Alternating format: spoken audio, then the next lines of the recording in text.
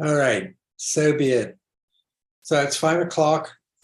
Welcome to the Thursday, August 3rd, Nantucket Conservation Meeting. Permit me to confirm that all members who are present can be heard. And at the moment, I don't see Mark Beal or Tim Brain. So Joe Plandowski. You're muted, Joe. Here. Okay. Mike Mazzarelli. Here. Seth Engelborg. Here. Linda Williams. Here.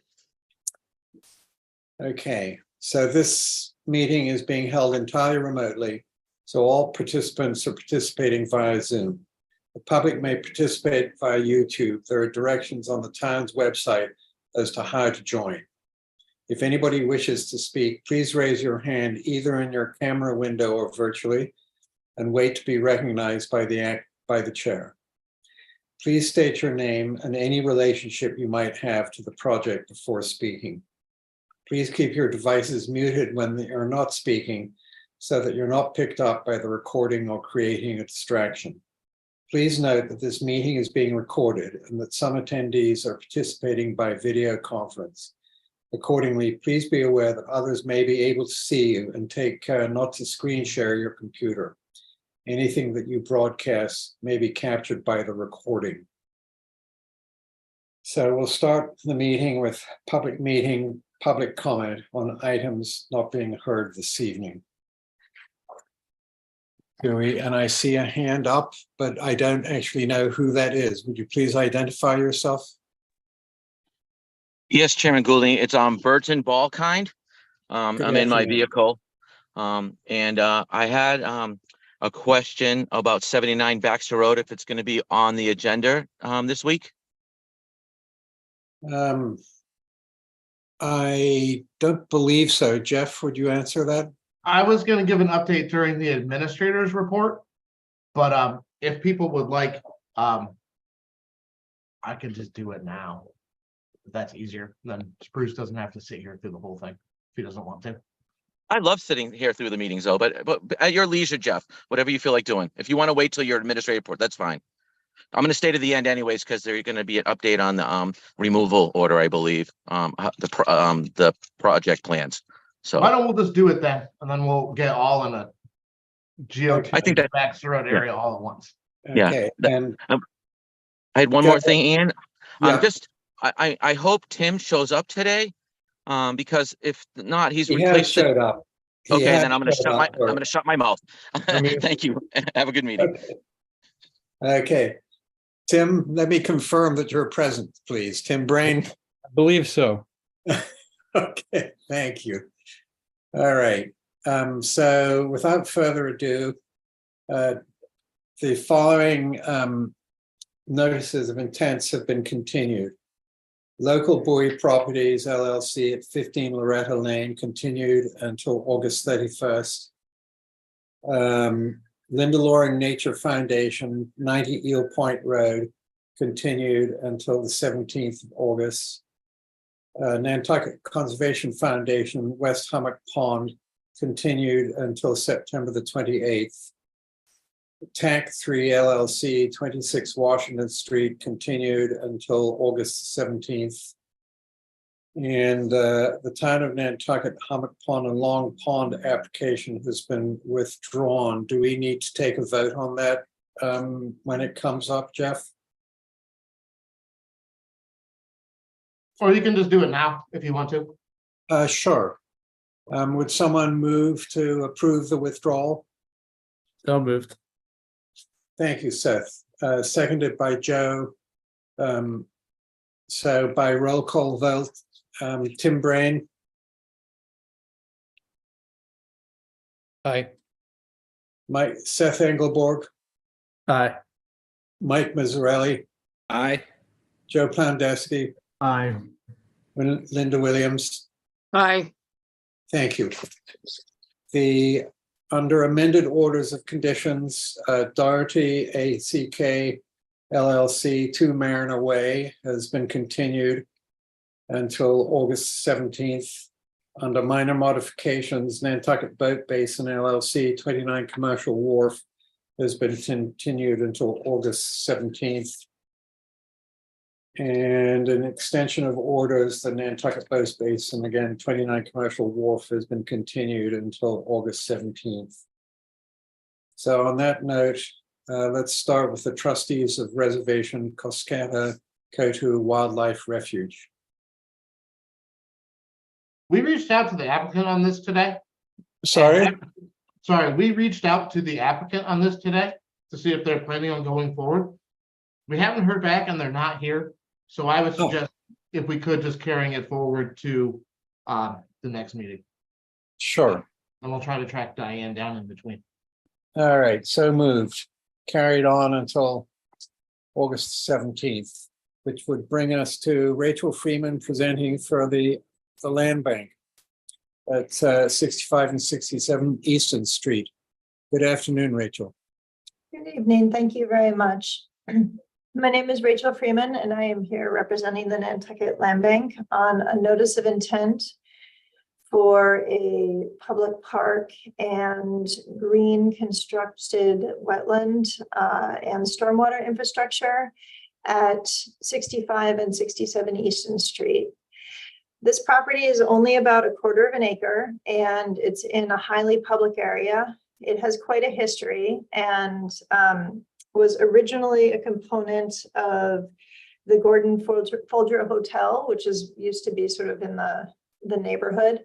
And this property basically was a lawn, it was parking, it was all kinds of various things. When the land bank purchased it in 2020, we stopped mowing what was determined to be a jurisdictional wetland, and we allowed that existing wetland to revegetate. Since then, we've worked with Horsley Witten Group to design a public park, and this is the second hearing for this NOI, but I wanted to kind of go back to the beginning because it's been a little while. And we have some new commissioners to just kind of like remind everyone of this project. So if I was to basically explain the resource areas here, as you can see on the screen, what we have is almost the entire site is within the 100-foot buffer to the existing wetland, which again, I just want to remind you is a disturbed wetland. Not only was it mowed lawn until the land bank purchased the property in 2020, but it actually has a perforated pipe that exists around the outer edge of this property, which functions to drain this wetland at this point, because basically the goal in the previous history of the property was to suggest that there wasn't actually a wetland here. As there's so much interest in green infrastructure and stormwater wetlands on Nantucket, we felt like this was a great site to be able to do a demonstration project where we could benefit the surrounding environment, we could benefit stormwater by removing nitrogen and phosphorus, and, you know, of course, working to clean our harbors and reduce flooding in the area, but also really provide an opportunity for an educational site where we could have, you know, people come through and observe what a rain garden or a bioswale or constructed wetland actually looks like and how it functions. So again, that's the main purpose of this project. As you can see, we have right now on the eastern side of the site, we have mowed lawn, and we have a variety of paths. And then we do have a path that wraps around the outside of the constructed wetland. There are actually two functions of that. One is to separate the constructed wetland from the existing wetland, and the other is to provide access to this area.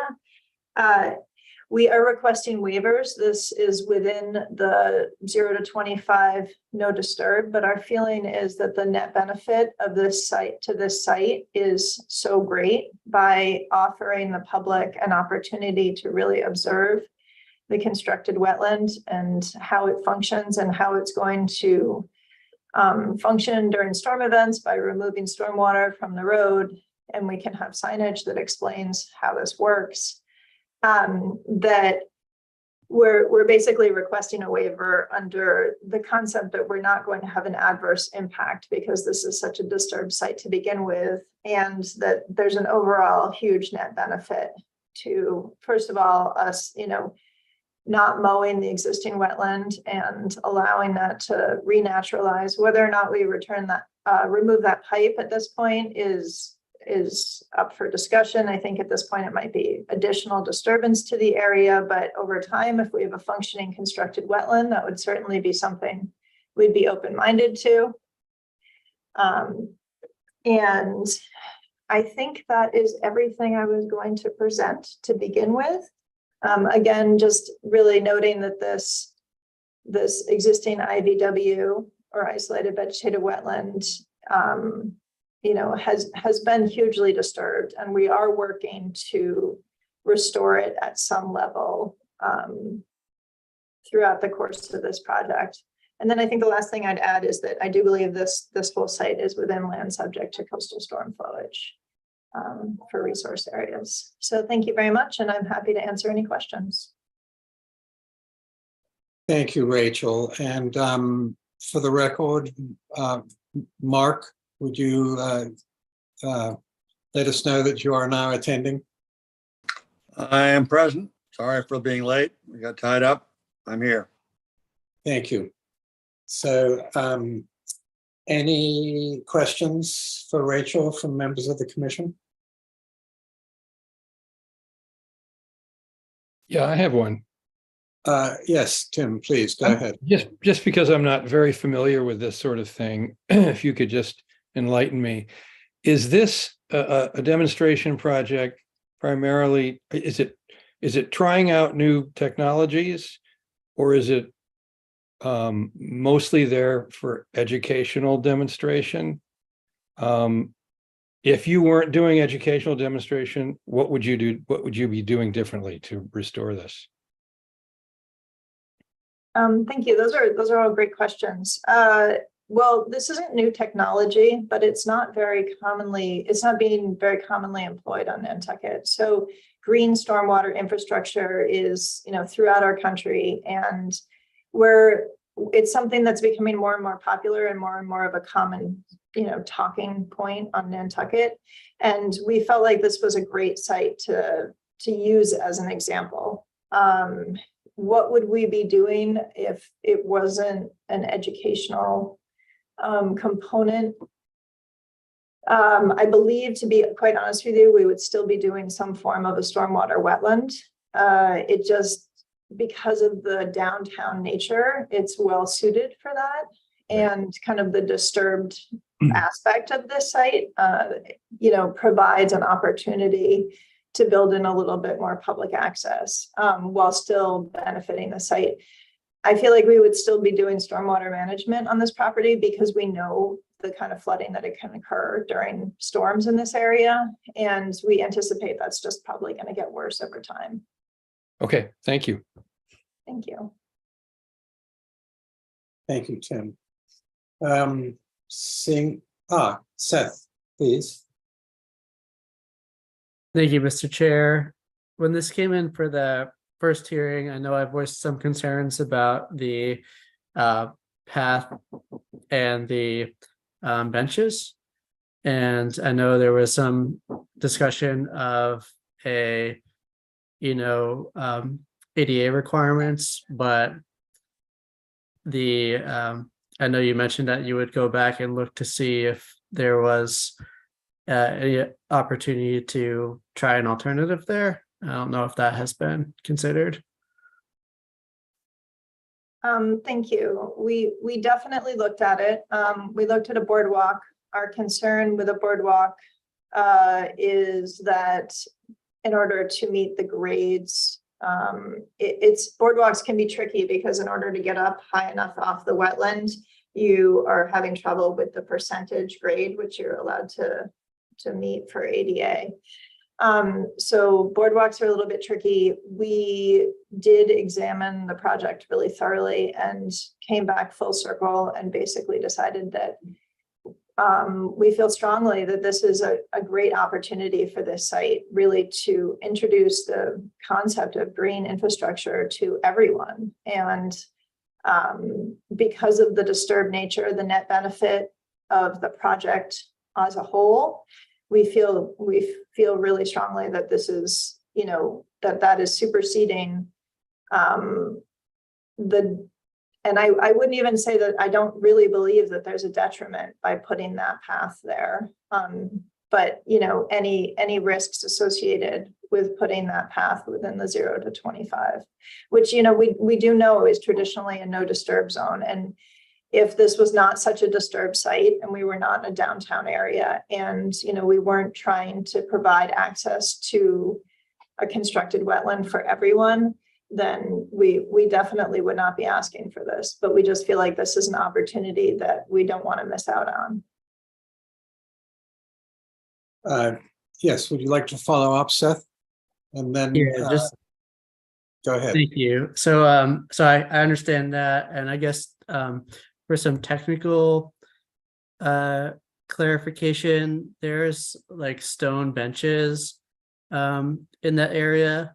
Is that like something that's going to go all the way to the ground that would not allow water to pass through there? Or is there going to be like, you know, a type of like side and then a platform where the water would pass through? Thank you.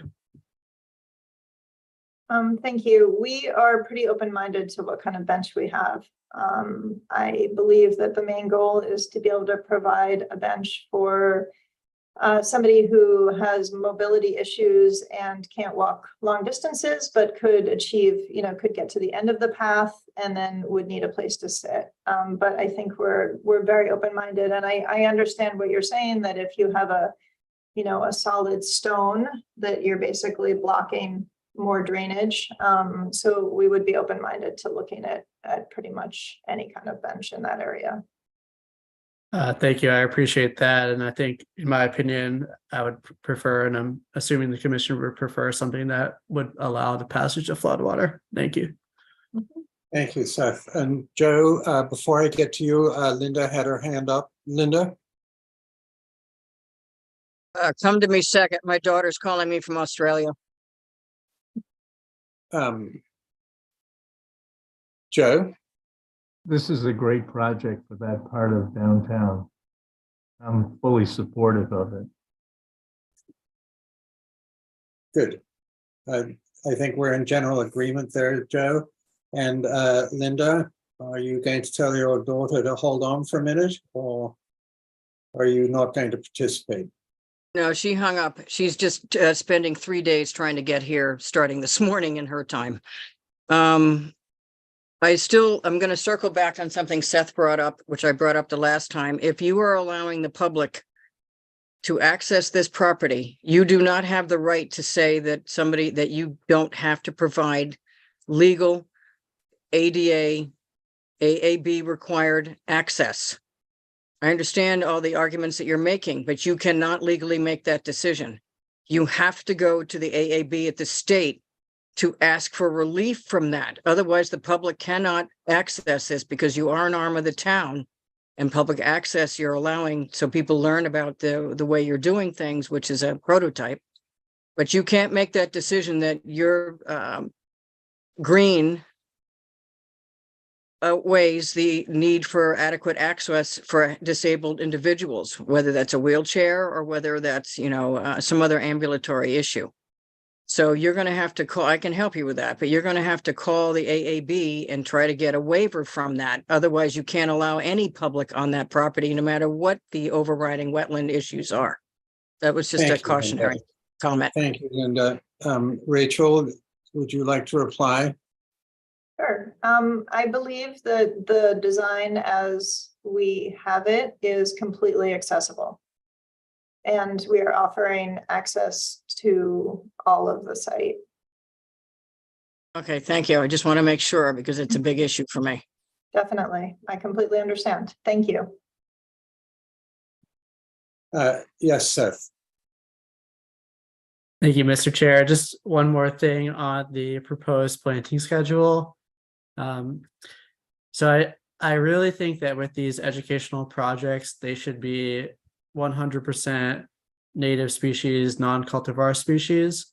And I see you have some things on there that are not, there's not anything that's like terrible or invasive or anything, but I think if we're going out of our way to educate the public, then we should also provide an example of Nantucket's native species on that site. So I'd hope that the land bank would do that, or that we would condition that project to require that. Thank you. I would be very open-minded to that. I agree. So thank you for bringing that up. And if I may say, add respectfully, Rachel, perhaps some tags to identify them for people like myself who aren't very good at it. So if there are no further questions from commissioners, are there any questions from members of the public? And seeing none, Rachel, would you like to close? Yes, please. And Jeff, do we have everything that we need to close? Yes, you do. Would I like to hear from a commissioner? A motion to close. Thank you, Michael. Seconded by Joe. So by roll call vote. Mark Beal, I will abstain. I missed the first half. Tim Brain, Aye. Seth Engelborg, Aye. Mike Mazzarelli, Aye. Joe Plandowski, Aye. Linda Williams. I, So that's 6 affirmatives and 1 person abstaining. With Mark abstaining, excuse me. So the next application on our list is Maxwell House LLC, 15 Cliff Road, represented by Art Gasparo, I believe. Thank you, Mr. Chairman. Before the commission tonight for the second public hearing of this notice of intent application for work within the buffer zone to coastal bank, kind of vegetated coastal bank, which is not being acted on by wave or water forces. The commission had some concern at the first hearing with the expansion of structural elements within the 50-foot buffer zone. And so I took this back to the architects and the client, and they've revised their plans, understanding the commission's concern. And we've provided a detailed table directly on the plan that depicts the changes in structural areas from existing to proposed. And I'd like to just quickly run through that if I could. Again, this is essentially a residential redevelopment project. We have an older structure existed on this property, which will be picked up, relocated, put on a new foundation, renovated, and has some additions to it. The structural area within the 25-foot buffer zone is decreasing by 126 square feet. And again, this is all essentially within lawn area. The separation distance to the top of the bank is also increasing from what exists. The structural area within the 0 to 50-foot buffer zone is decreasing by 24 square feet. And then Commissioner Beal had asked, we also provide, just for informational purposes, the change in area from the 50 to 100-foot buffer zone. So that's been added to the plan. And again, that's an increase of 284 square feet. Again, I believe that when we look at the performance standards and the protected interests in this particular resource area, that there's no adverse impact or effect, and that you actually do end up with a benefit due to the reduction in structural area within the no disturb and the no structure zones, as well as the increased separation distance to the top of that bank. And with that, I'd be happy to address any additional questions or concerns should you have them. Thank you, Art. Any questions from members of the commission?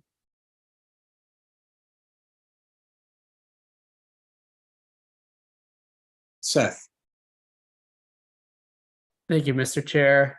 Not a question per se, but I would just like to reiterate my comments from the last meeting that I don't think this meets the clarification of long-term net benefit. I think that, I appreciate the table that's put out here. But I think that a continued structural increase within the buffer zone on the site generally is hard to justify in my opinion. And I don't really have anything to say other than that, except I'll be voting opposed for this because I think that it doesn't meet the performance standards and shouldn't be waived as such. Thank you.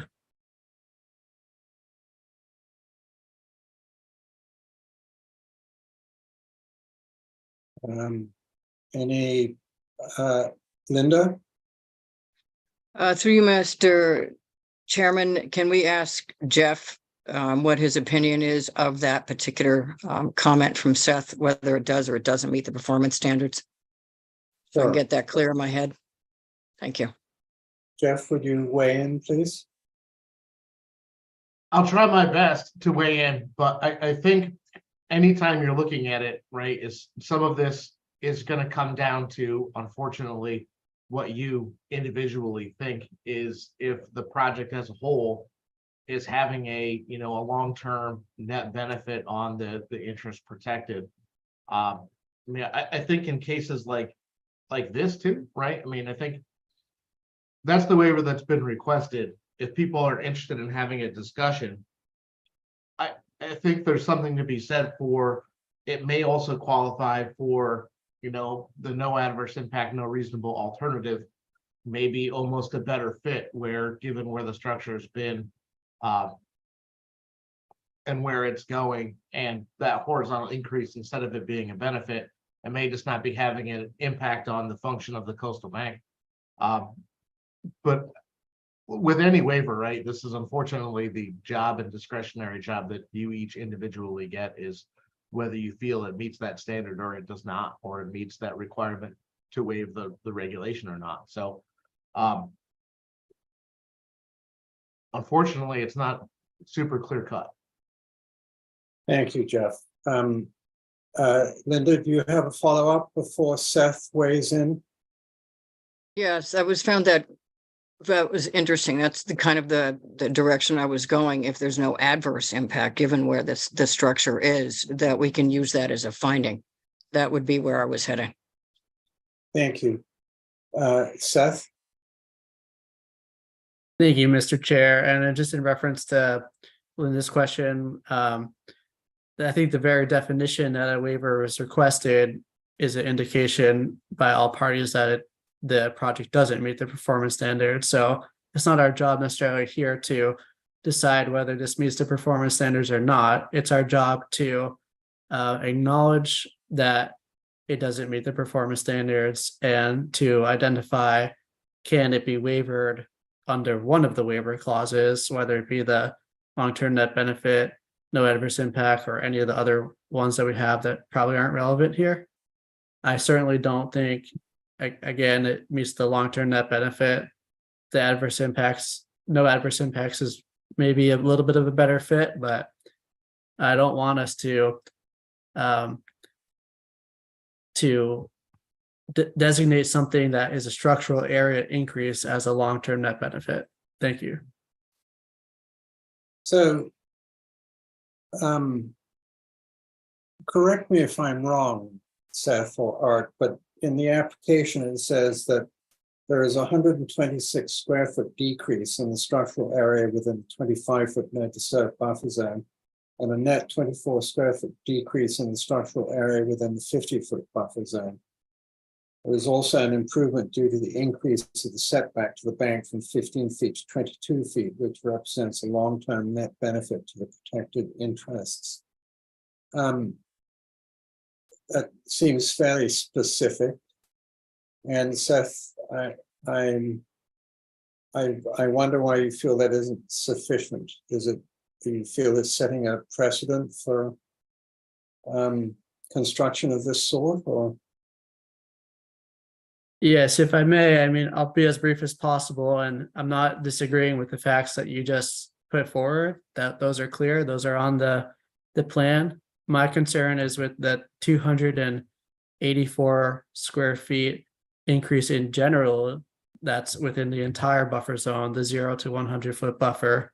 So cumulatively, although the structure is decreasing in maybe the more sensitive areas, there are still impacts in the 50 to 100-foot buffer zone, and we shouldn't disregard those impacts. And when you look at a long-term net benefit, I think the evidence has to be overwhelmingly in favor of benefit. Here, there are clearly some benefits. I won't refute them. The fact that there's a small increase in the linear distance to the resource area, and that there's a small decrease in the structural area within the 50-foot buffer zone is certainly a benefit. It just doesn't meet my personal definition of long-term net benefit, considering the rest of the impacts on site. Thank you. Thank you. Mark? Thank you, Mr. Chair. And to follow up on that thought, that's why I asked Art to calculate the number of square feet that the gain on the property, and I was concerned with that, and I still am. Thank you.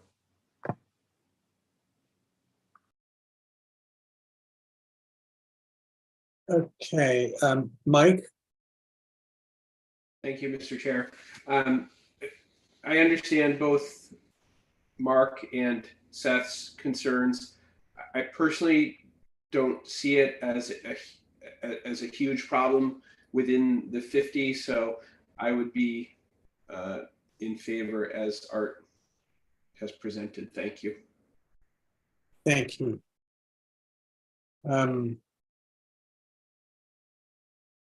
Seeing no further comments. Oh, Art, would you like to reply? Yes, To please, respond? Mr. Chairman. I in no way want to be argumentative, but I would like to, sort of present a bit of a rebuttal and for some consideration that, every site is different. And I think that when you consider the coastal bank in question at this site, which is, again, essentially on the south side of Brant Point, a great distance from any open water body. It's not. And then we also at the same time look at the regulations and the protected interest in finding that that the bank is significant to those protected interests with respect to flood control. Again, the project doesn't have an impact as related to the ability of the bank to perform that function. Erosion control, same thing. There's no change there. Storm damage prevention, again, that doesn't change. Wetland scenic views are not changing from what exists with the house that's already there.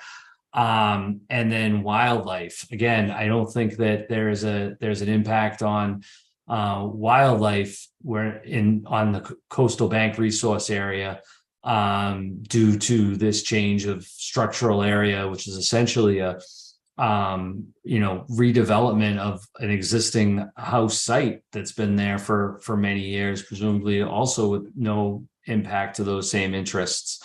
I fully understand when the commission had concern for an increase in structural area within a buffer zone that prohibits that. And the subjectivity where our position was essentially that the decrease in the 25 was more valuable, if you will, to justify that increase within the 50. And the commission felt differently. And I saw that point and, we changed the project.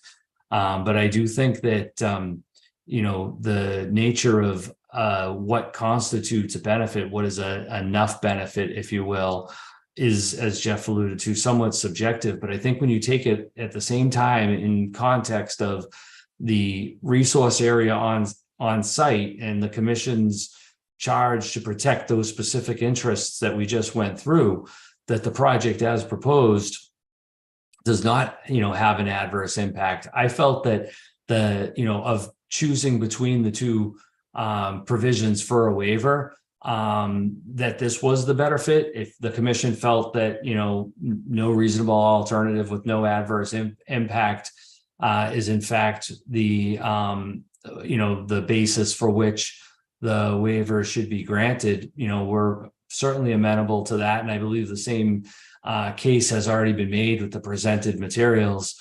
based upon the distance from the bank that the work is occurring, and the, type of bank that we're talking about, which, not to be repetitive, but, fully vegetated and not acting as a sediment source, then, the commission could, if it so choose, issue the same waiver for the project as proposed.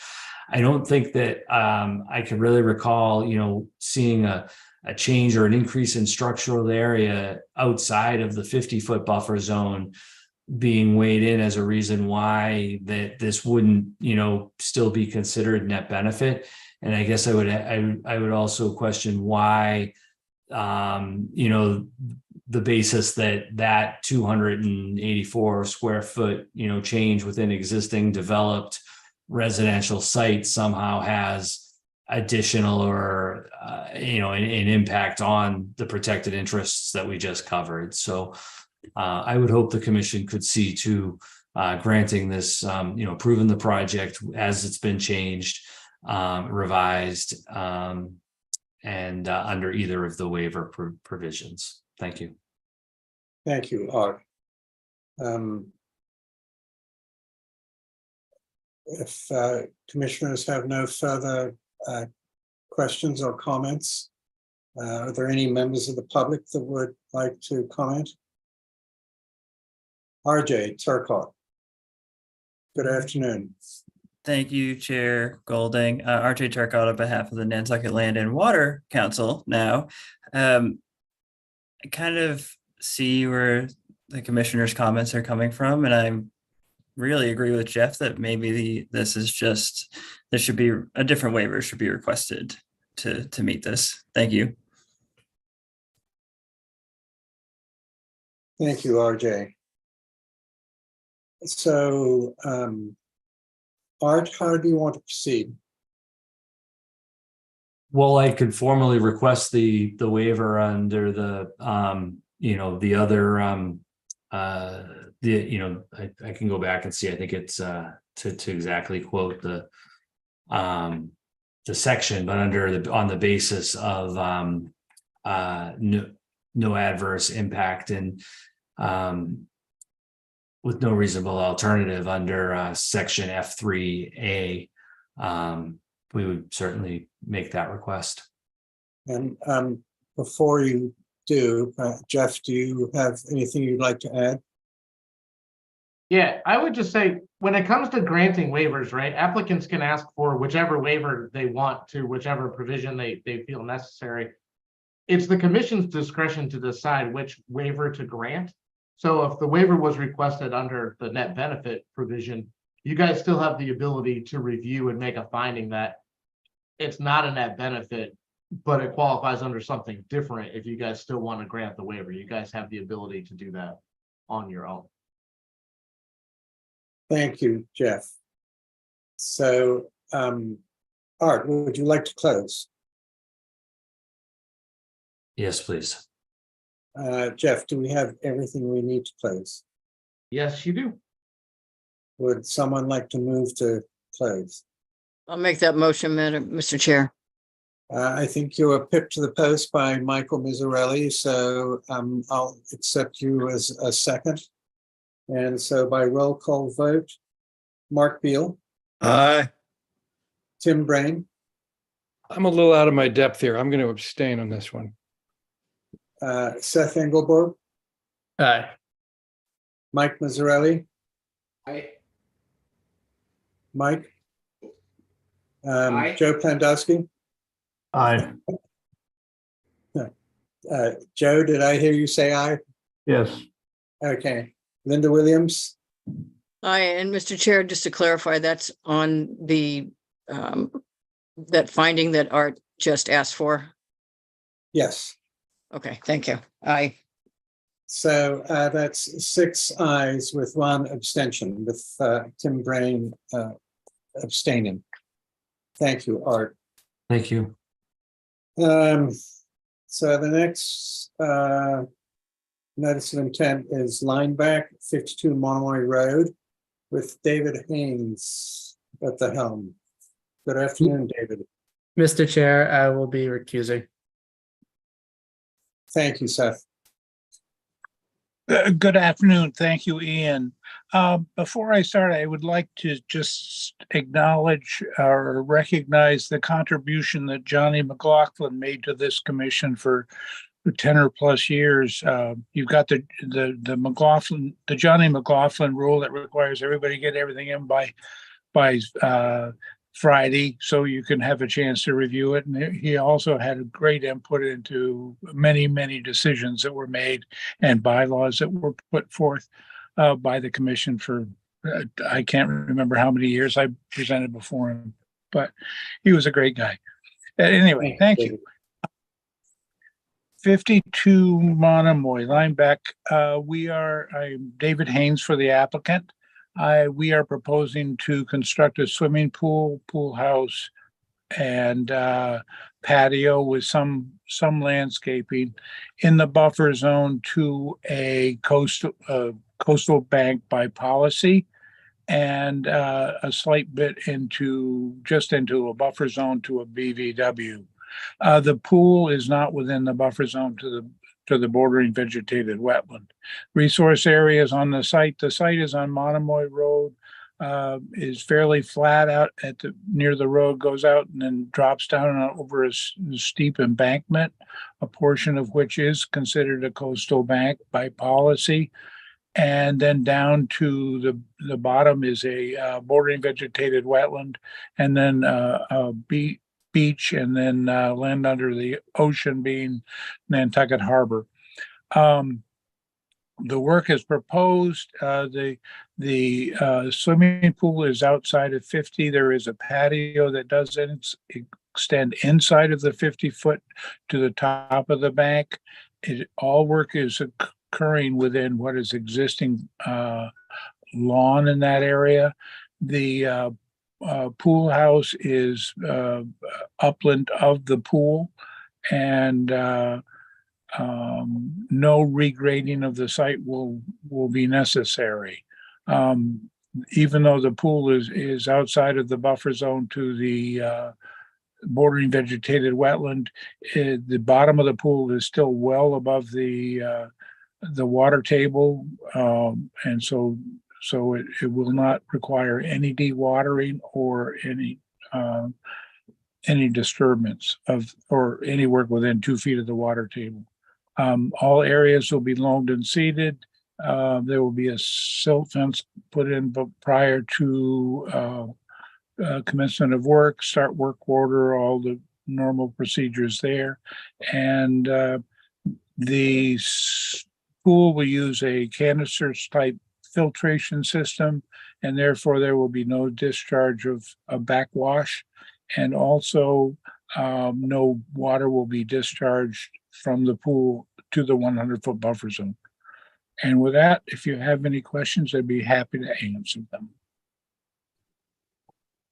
Thank you, David. Mike, Thank you, Mr. Chair. Through you to David. I don't see on the plan where they're proposing to put the pool equipment. I think it's back in the pool house. It would be in the pool building.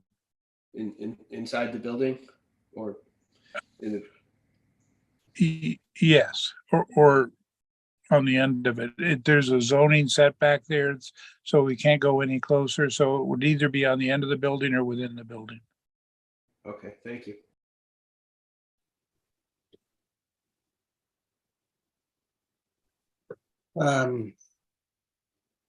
Any other questions?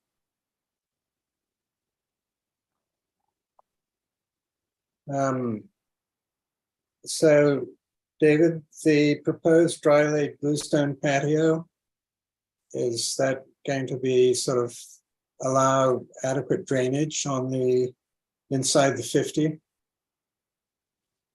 That's the way it's been designed. It'll have gravel underneath it, stone underneath it, and seams between the stones to allow water to infiltrate. If you want to put a limit on, say, 1 inch or so between the stones, if that would be, if you want to put that in your order, that I've never seen that before, but usually just the term dry lake stone patio has been sufficient. But I understand your concern, and my envisioning of it is to have open seams between the stones down to gravel beneath it. So yes, the infiltration capabilities would be maintained. Great, thank you. Any questions from members of the public? Would you, seeing none, David, would you like to close? Yes, please. Jeff, do we have everything we need to close? Would someone like to move to close? Mark Beal makes the motion. Joe seconds it. So by roll call vote, Mark Beal, Aye. Tim Brain, Aye. Seth Engelborg.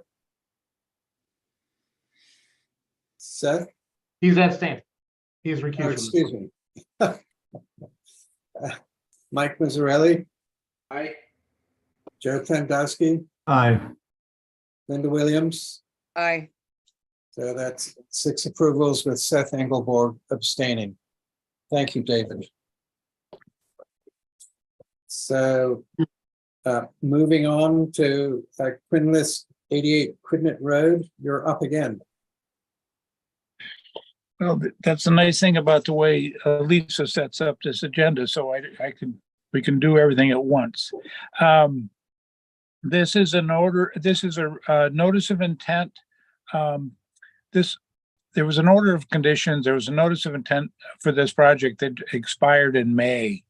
And that order allowed for the picking up of the existing house, moving it back and putting it on a new foundation.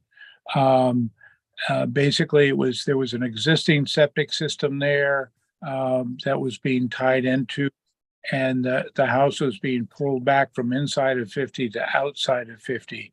The resource areas on the site, this is Quidnet, so it drops off. There's 3 lots in a row. There's a coastal dune is the closest. It's migrating sand in that area, and then it drops it down to land subject to coastal storm flowage, and the beach and the ocean. So what has happened is the order of conditions expired. They have pulled a house back. They put it on a new foundation. Most of that work has occurred. They did a couple of minor other things that were not in the original order, and that's what we're asking for in addition to what was previously approved. And that's to accommodate the septic system and the house construction. There is a pump that was put in as part of the septic system, and that is within 50. That is not considered a structure under your bylaw, so we're not asking for a waiver for it, but we do want to acknowledge that it has been put in, and we would like to keep it. It is all within existing lawn. The other minor change is they constructed a window well. The building code requires a second access from the basement. And to get that window well was put in, that encroaches into the 50, about 1.68 feet in existing lawn. and beneath where the existing structure was. I think it was originally conceived that they would take care of that issue by regrading that area, which was within 50 feet of the coastal dune, and also within close to parts of. So they decided to go with a window well. They did meet with Jeff Carlson prior to doing this, and I think the consensus was that it was such a minor change, and actually would limit the additional excavation of the site.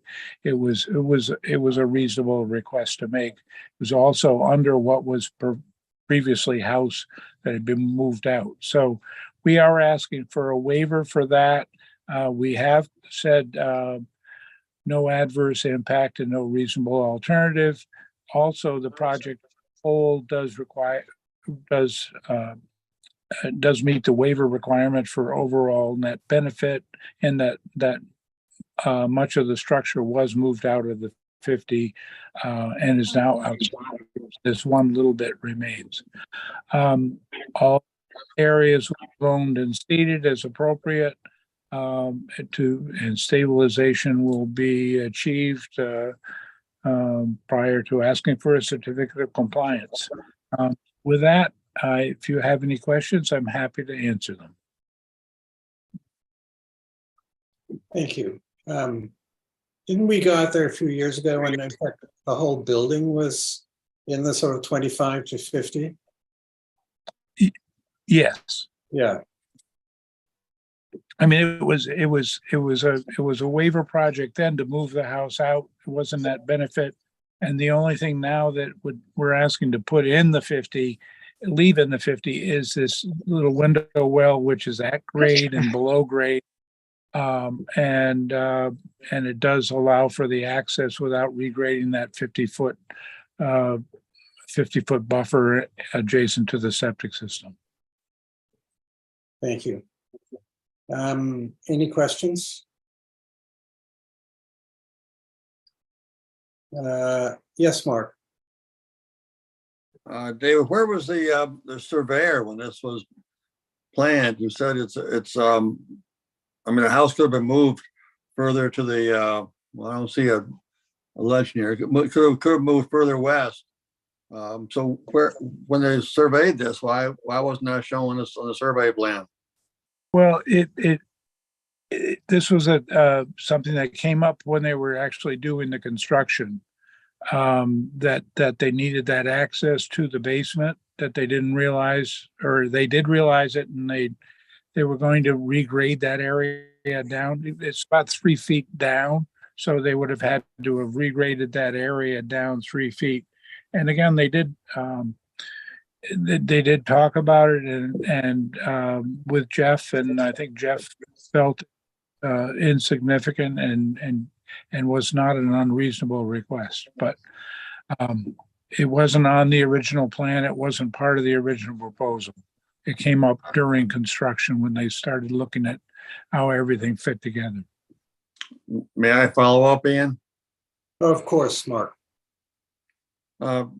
Jeff, I see your hand is up. I'd be curious to hear your thoughts on this and your memory of the conversation. I wasn't there, so I can't. I'm going by what I've been told and what I got from Jeff. Excuse me. Ian, would you like me to answer? Yes, please. So what happened at the time was, after some conversation with our building commissioner, Paul, this was going to be required, and it was constructed on the ground at the time I had gotten out there. When we looked at the plans, it was in an area that had been building before, and given the nature of the project and the previous permit, they were supposed to come in and rectify the permits, but in the meantime, the permit expired, and now we're here for the new notice of intent. So it was something that hadn't been required by the building.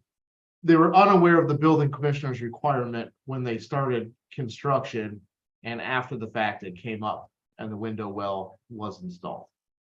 Had it not been within the original building footprint, I think we may have felt a little bit differently, but given the relocation of the house and where it was going, I think at the time we felt that it could come in for either a minor modification or an amendment at the worst, and would have qualified for either. And that's kind of what led to that discussion happening. And like we said, the permit expired in the meantime, and here we are. Thank you, Jeff. Mark? Yeah, thank you, Andy. I guess that answers my question. It would have been much cleaner for a minor mod or an amendment. But I get the permit expired and now the new NOI.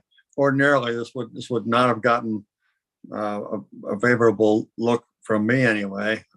But it's now after the fact, and with Jeff and the building commissioner blessing it, I guess it would be okay by me. Thank you, Mark.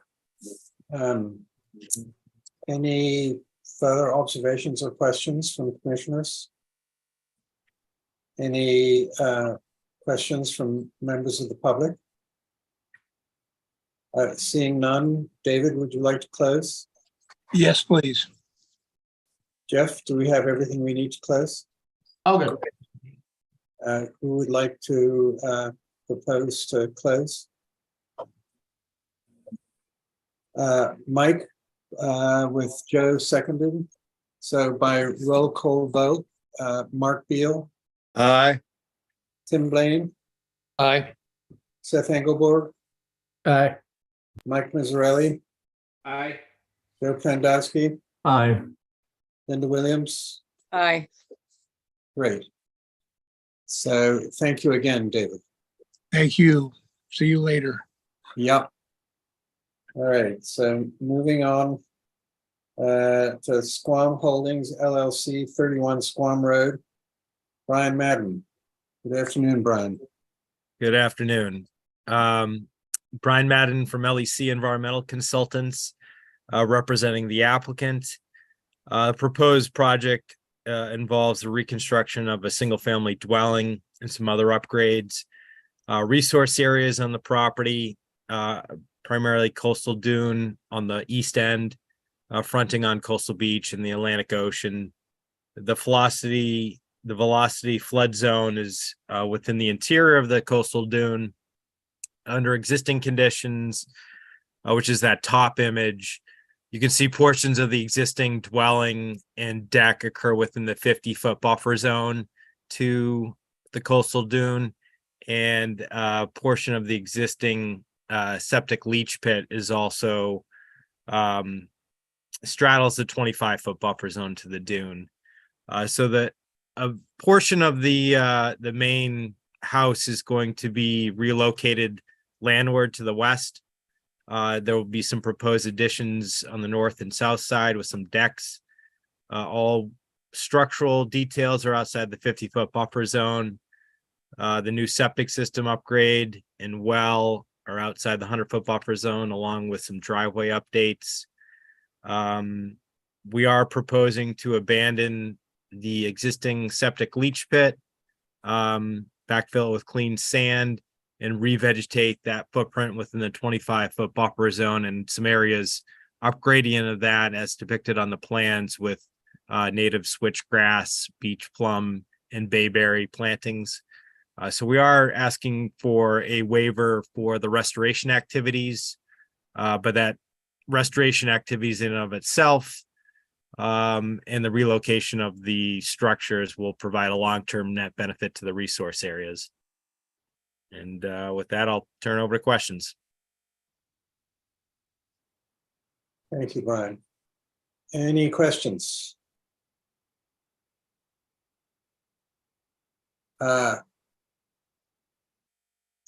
Any questions from my fellow commissioners? Seeing none, I believe there's Reed Griffith as a member of the public in this. Thank you, Chair Golding. We're neighbors abutting at 33. So as it currently exists, it's a very small structure. that is obviously going to, as part of this project, on the ground footprint, it looks like it's going to be approximately 4 times the length and size of what's there currently. So it's obviously a significant increase. The part of what they're looking at doing is outside the 100-foot, about half of it. But they're still going to have probably half of the structure, which is probably double the mass that's currently there between the 50 and 100 foot dune buffers.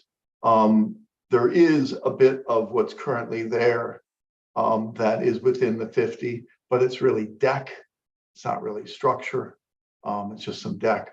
So from our perspective, certainly from the beach, the way you would see it, and certainly from, as a neighbor's perspective, it's going to be very, very significant change. Our view would be it should be not just half of it behind the 100, but really with that kind of an increase, you would expect to see the whole structure behind the 100, which isn't very different from what they've currently got. But at least from our perspective, there'll obviously be a lot more usage and septic. And so I think where they're putting the septic makes a lot of sense. You got to go backwards. It's not even used currently. It's been abandoned for quite a long time. From our perspective, we don't see that benefit. Now, if it was all behind the 100, which half of it looks like it will be, there's plenty of space here to put it all behind 100. I mean, it's quite a large property. So that is our perspective. Thank you. And Mr. Griffith, for the record, would you clarify your address, and are you to the north or the south of this project? Just to the north. It's right up against our property. We're at 33. So it's you can just see it straight out here, but it's right up against our property. Thank you.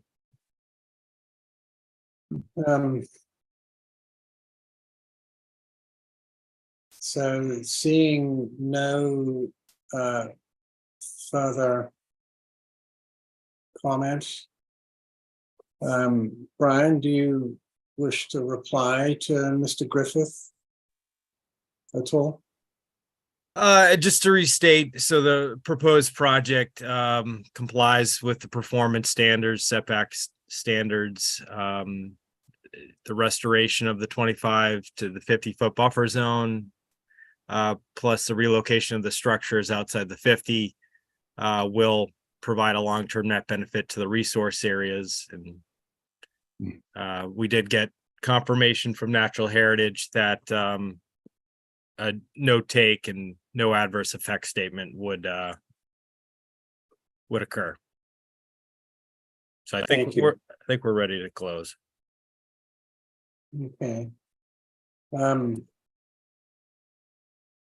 mean, I take your point, Mr. Griffith, but it's entirely within our regulations for this project is entirely within our regulations. And so. Yeah, my question is more just on net benefit, Chair Golding. I just don't, right now, the structure is outside 50, between 50 and 100. There's a bit of deck within it. So I don't really, again, if it was, most of what they're adding will be outside the 100, they will be doubling the mass within the 50 to 100. So for me, I don't see the benefit, but if it's, if it's allowed, it's allowed, but they're not really doing anything to benefit other than the septic, which is not used, is being moved one direction versus the other, but it's not used currently. So I don't see how that's a benefit, particularly when you're going to make it so much bigger. The amount of septic will be much larger, but anyway, I just don't, if there's a waiver needed for benefit, I don't see the benefit. If there's no waiver needed, then there's no waiver needed. Thank you. Jeff? So I think I might try to clarify a little bit to answer the mystery. So the waiver that's being requested is really focused solely on the moving of the dwelling from a non-compliant position in the setbacks to a compliant position with the setbacks, and then the expansions are within the performance standards. So the waiver is really to just move the building farther away. So hopefully that's there. I would also just say, just in general, if people have concerns over, building massing and building appearances, especially in areas out of the commission, I would definitely encourage you, Mr. Griffith, to check in on where they might be with the HTC process and the architectural review board that we have that goes with them. They may be able to, better address or view your concerns as it goes to the massing of the building, especially outside of the 100-foot buffer zone. That's really within their charge somewhat too. But I don't know where they are in that process. So. Yeah, I don't know either. I haven't seen any drawings. So I'd be happy for anybody who's on the call representing the property. If there are drawings or others, I'd be happy to work with you to look at them. I haven't seen anything, so. So thank you, Jeff, and thank you for your advice to Mr. Griffith. And Brian, you said that you wanted to close. Yes, please. And Jeff, we have everything that we need to close. All the required information is in yes. Thank you. So do I hear a motion to close?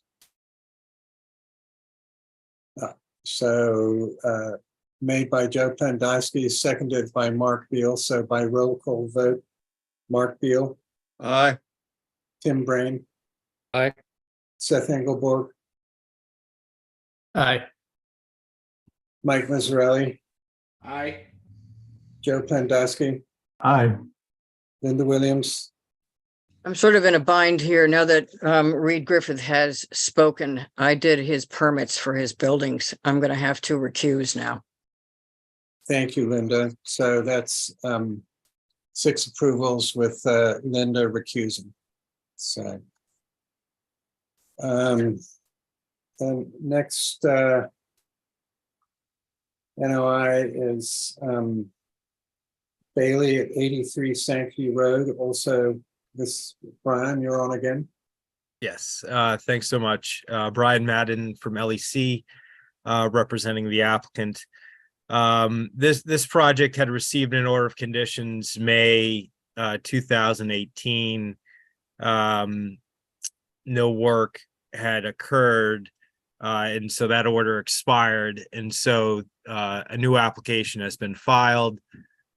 Same basic elements, some minor tweaks, but proposed single-family dwelling, detached garage.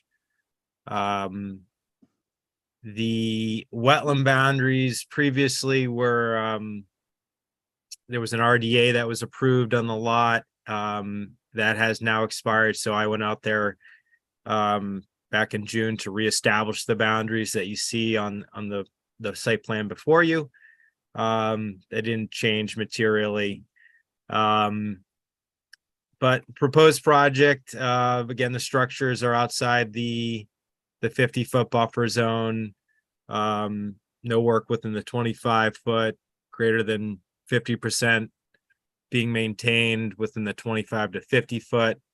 As previously issued, we are seeking a waiver from the 2-foot separation to high groundwater for the foundation for the main dwelling.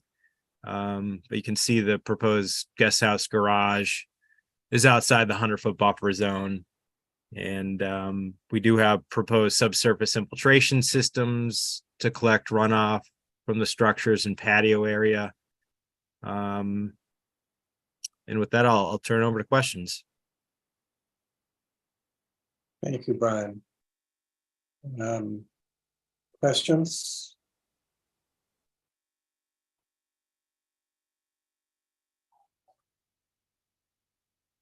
So the waiver for 2-foot separation. Oh, yes, Mike.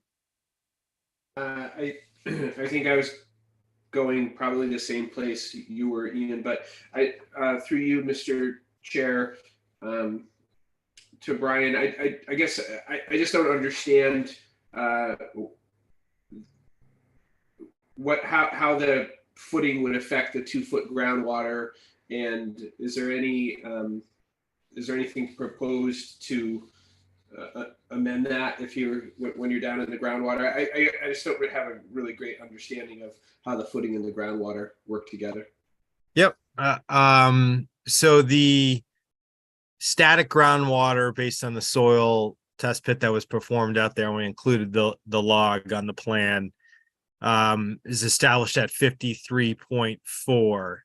The bottom of the footing is above that at 57.5. But there are some perched redox features in the soil profile above that, up to 34 inches below the soil surface. All that will be excavated out and backfilled with clean material for drainage purposes, but the foundation itself will consist of a waterproof monoslab foundation, basically be watertight. And that was the same exact design that was previously proposed and approved by the commission, and that waiver was issued, that the commission found that the project would have no adverse effect and no reasonable alternatives would allow the project to proceed forward. Thank you. Jeff? Sorry about that. I think Ryan covered it. I was just going to explain. This one's a little bit interesting, that the groundwater, and I'm glad they provided the soil log on the plan, is a little bit funky where they have it. And then there's a good, 60 inches before you get to even where that perch table comes in for some weeping. So I don't think what you're dealing with here in those upper areas is, true groundwater. It's this perch water table that's on top of true groundwater.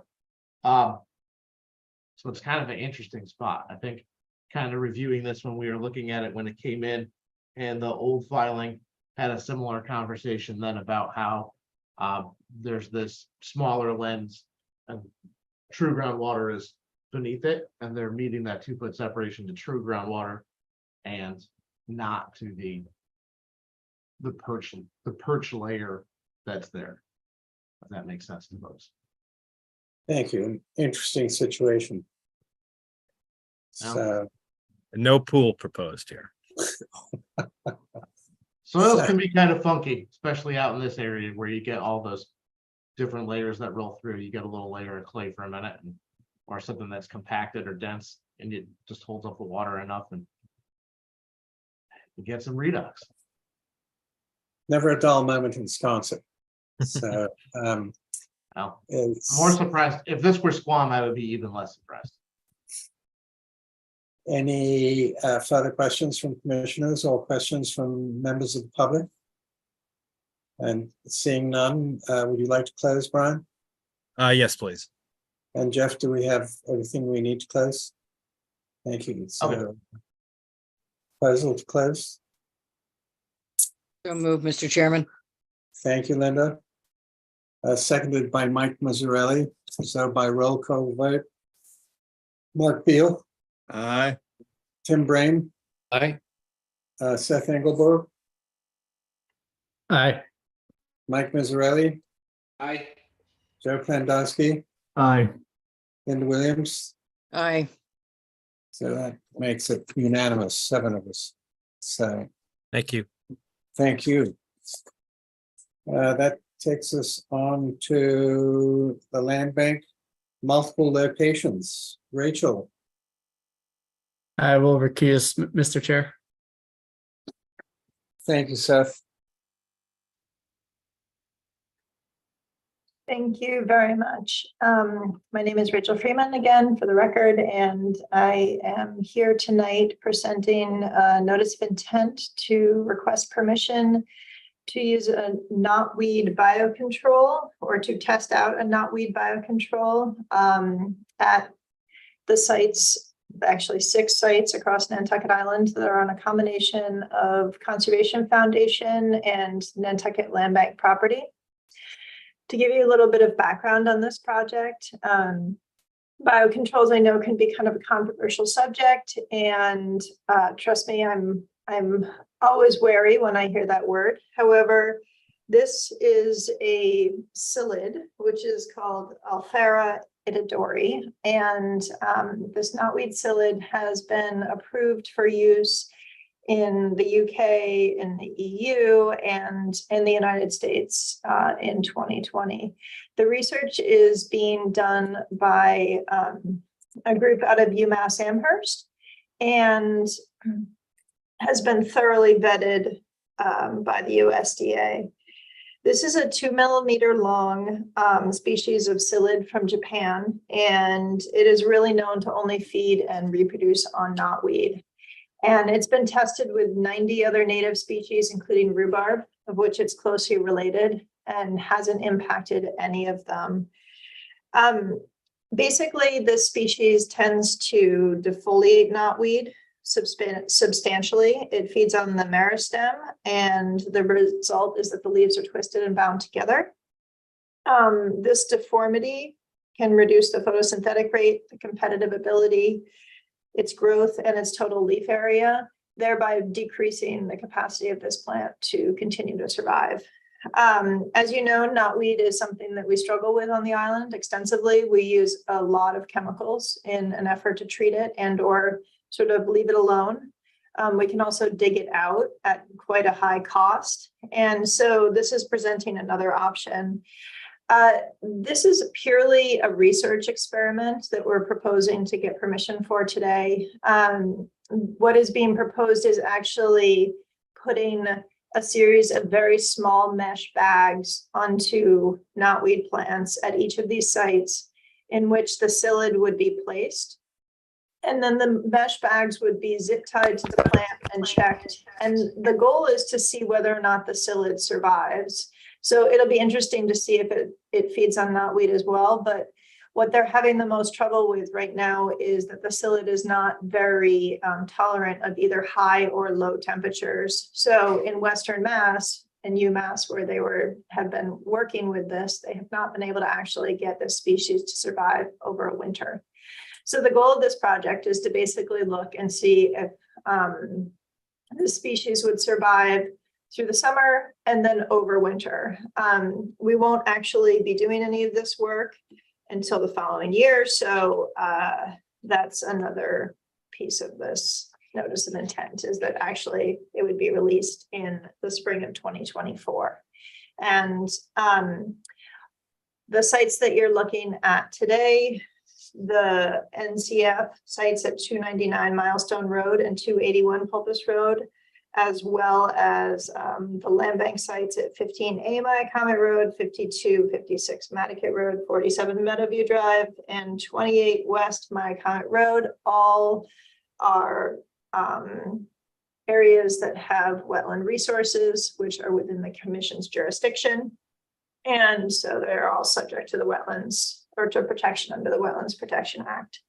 In addition, 299 Milestone Road and 281 Pulpus, as well as 15A Comet and 28 West Comet are within natural heritage jurisdiction. We have come in tonight together as a group to request permission to try out this research and see if this psyllid will survive on island. We provided extensive information on the method of release and monitoring, and I'm happy to answer any questions about either the sites themselves or the process. And I would anticipate that there might be some. So thank you very much for your time. Thank you, Rachel. Questions from commissioners? So, Mark. Rachel, this is sort of a new territory for me being a non-scientist, but what will be the monitoring by you and monitoring by us consist of? So the monitoring for the Conservation Commission, I don't know if there's any requirements there. UMass will come out periodically to look at the basically to look to see if the psyllids are still surviving, but it's sort of a known commodity that they eat knotweed, right? So we know that really they're looking to see if this species is able to survive. particularly whether or not they're able to overwinter. So UMass would come out periodically. I think it would be important for the local conservation organizations, and I can speak for the land bank, to check the bags routinely, perhaps every week, just to make sure that everything looks good and that they're not going anywhere. They're quite small. The whole operation is actually quite small and may not be necessarily very visible to anyone at all. So, but I would think that weekly checks of the bags would be advisable, just to make sure that zip tie is tight, plant is okay, it's not going anywhere. And UMass will come out in the spring and the fall to check. Thank you, Rachel. I'll follow up, Ian. Rachel, it's a rather extensive list of properties you want to operate on, both yours and others. Would there be any logic in reducing the number of properties to see if it's all going to work? We have temperature fluctuations here, and I just was wondering why you would go so extensively to begin with when we aren't sure it'll work. To be quite honest with you, one of the reasons we sort of spread out the properties is because we need to really have UMass folks come down and double check. You know, they might look at some of these and say, man, this isn't a great site. So I'm not necessarily sure that we're actually going to be utilizing each of these properties. So I think that it's probably most likely that that's why we sort of casted a wide net to say, which of these would you like to use? I can really anticipate, you know, the Conservation Foundation really only has 2. I could see the land bank whittling down their properties to 2 as well. I mean, I wasn't suggesting it. I just was curious as to if we're Yeah. operating in experimental mode. It's a pretty big experiment. Yes. Yep. Thank you. Joe? Yes, the question I have is there any possibility that this species will create a problem down the road? You know, to the best of our knowledge, no, it has been released in Europe and in the UK and has not caused a problem. These psyllids exist in Japan where they feed on knotweed, and again, don't really feed on anything other than knotweeds. So even in places like the UK, they've really tested and looked to see if native species are impacted, and they haven't found any impacts whatsoever. This has been pretty thoroughly vetted, and that's why we are bringing this to you as a conservation community. One of the reasons that Seth recused is because, you know, this has been through every conservation organization on the island, and everyone has looked at it and, you know, looked at the research and talked extensively with UMass Amherst, and you know, we've really all kind of come to the conclusion that this is probably worth trying, and that it feels very, very low risk. Thank you. Thank you, Rachel. Mike, do you have a question for Rachel? Thank you, Mr. Chair. More just a comment for Rachel and for my fellow commissioners.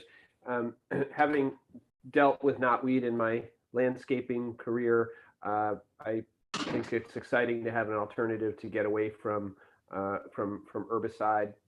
So looking forward to the results of this project, and thank you for the thorough presentation. Thank you, Michael. And I thoroughly agree with you. I do hope it's successful. And so fingers crossed. So any further comments from the commissioners or members of the public? And seeing none, Rachel, would you like to close? I would, but I'm not 100% sure. I will have to ask Jeff whether or not he has had any communication from Natural Heritage. I'm hoping he has. And Jeff, is it a Okay. yes or a no? Keep being the bearer of bad news, but no, we haven't gotten anything from Natural Heritage yet. Okay, so I guess we will have to continue, but hopefully next time we'll be able to close. Thank you. I would say if Okay. you guys would like a positive order for this, I mean, we can definitely put it together for the next meeting. That seems to be the general sense I'm getting. I would say, speaking for myself, absolutely. And I don't see any thumbs down from any other commissioners, so. Hopefully National Heritage will weigh in the next 2 weeks, Rachel. Thank They you only very got much. 30 days, so Okay, should be. so that brings us on to Ford Codfish Park. Yes, I would like to, at the last minute, decide to continue this application, if you don't mind, please. Okay, so continued until the 17th? Yes, please. Sure, Thank you very much. you're welcome.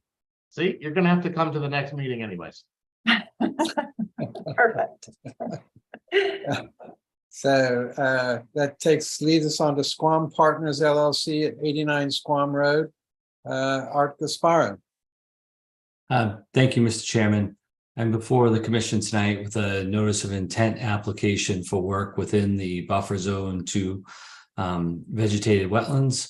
The project that's before you is for a residential development on a site which has one house already on it. We didn't show the whole lot for clarity, for just to show the area of work. This property does extend to the east to the Atlantic Ocean. Shown in blue are the vegetated wetland boundaries. Shown in red are the 25 and 50-foot buffer zones. Also in blue is a proposed pool and patio. Shown in green is the proposed silt fence and limitation of work. And then in the magenta color is the proposed residential structure. This structure had already been issued an order of conditions, and that expired and the structure had not been constructed. The septic system and fire tank were installed. The leach trenches were outside of the 100-foot buffer zone. So there is a septic system in place here, as well as a well, I say the fire protection tank, and the clearing had been done in the buffer zone for where the structure was going to be built. The work is all outside of the 25-foot no disturb buffer zone. The structural elements are all outside of the 50-foot buffer zone. And the only waiver that's being requested is with respect to the separation distance for groundwater. We have requested a waiver for the bottom of the footings, the bottom of the pool, to be less than 2 feet from estimated seasonal high groundwater. On the basis of no reasonable alternative and no adverse impact.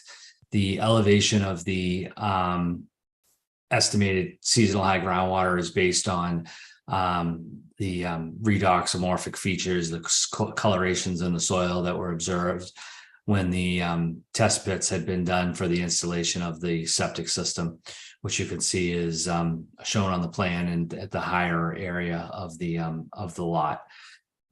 We have put additional notes on the plan that specify exactly what that elevation was. That was determined by a licensed soil evaluator, and that the bottom of that pool would be no lower than that elevation. So while we're asking for a waiver for the separation distance, we're not asking for the pool to be within the ground water level. And on that basis, we do not anticipate that any dewatering would be required for construction, or that there would be any adverse impact on protected interests for having the pool within that zone, as long as it does not extend into the groundwater itself. And with that, I'd be happy to address questions or concerns that you might have with the application. Thank you, Art. Questions from commissioners? Seth. Thank you, Mr. Chair. How deep is the pool planned to be at this point? 6 feet, through you, Mr. Chairman, 6 feet. Yeah. So they've already made it less understanding, they would have liked an 8-foot pool, like a lot of folks do. Thank you. And this might sound like a minor difference, but I would request that we actually request that the elevation be somewhat higher than the seasonal high groundwater. So like even a half foot to me would be okay. But if, we're saying that it can be no lower than the estimated groundwater, that still means at some points of the year that groundwater might come into contact with the bottom of that pool, and it might disperse it and do all sorts of stuff. And also as groundwater is rising, we should anticipate additional impact. So, like even a half foot or 1 foot higher than the estimated groundwater is what I'd be requesting. Thank you. Thank you, Seth. Art, would you like to reply? Sure. The groundwater, that was actually encountered, I was looking to see if I could find that, is quite a bit lower. So that sort of already anticipated that seasonal fluctuation based on those colors. That being said, I understand I think it's a reasonable position. And if the commission were so inclined, we could agree to change the I was just looking for the on the plan, the elevation that I actually put on the plan, add where I said would be no lower than 23.8, we could make that 24.3, which should be 6 inches higher. If I provide a revised plan for that. And we will have to continue anyway, Mr. Chairman, for natural heritage. Thank you, Art. Would you find that acceptable, Seth? Yes. Great. And thank you for bringing that up. I think it's a concern that we share. And especially as we move forward with climate change and rising sea levels. So, Art, do you wish to continue? Well, are there any further questions? Mark. Excuse me, Mark. Thank you, Chairman Golding. Seth, with your suggested change, would that mean there'd be no waiver required? If I may, Mr. Chair, the course. waiver is still required for the pool unless they moved it outside of the 2 foot separation. So right now they're talking about like 6 inch separation rather than 24-inch separation. So they would still be required, but I think that given that it's redoxomorphic conditions and, it's sort of not always going to be in contact with that elevation of groundwater. It's maybe only going to be in contact with that elevation for a short time each year, or in a drought year, not at all. It's less of a concern for me. And then just to be clear, the waiver for the footings for the structure is also required, since that's also in the 2 foot separation area. Thank you, Seth. I guess I was unsure when Art said there's no reasonable alternative to the pool being within the groundwater area. Well, of course, there's a reasonable alternative. You just don't make the pool that deep. Rather than 6 foot, it's a shallower pool. So I don't understand why there's no reasonable alternative. I mean, he may not like the answer, but I guess, Seth, if you aren't concerned with that area, I'll be a little more mellow. But I just, when he said there's no reasonable alternative, well, there definitely is. Just don't make the pool so deep.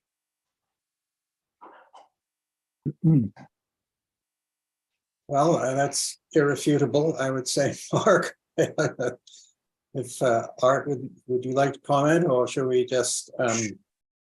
Sure. I think if I could, Mr. Chairman, I could provide some additional information for your next meeting that I think factors into, every site is different. And back when these soil evaluations were done, which were witnessed by the Board of Health, we actually went down 20 feet with an excavator, and didn't hit actual groundwater. So what you have is, very sort of unique soils in this area of Squam.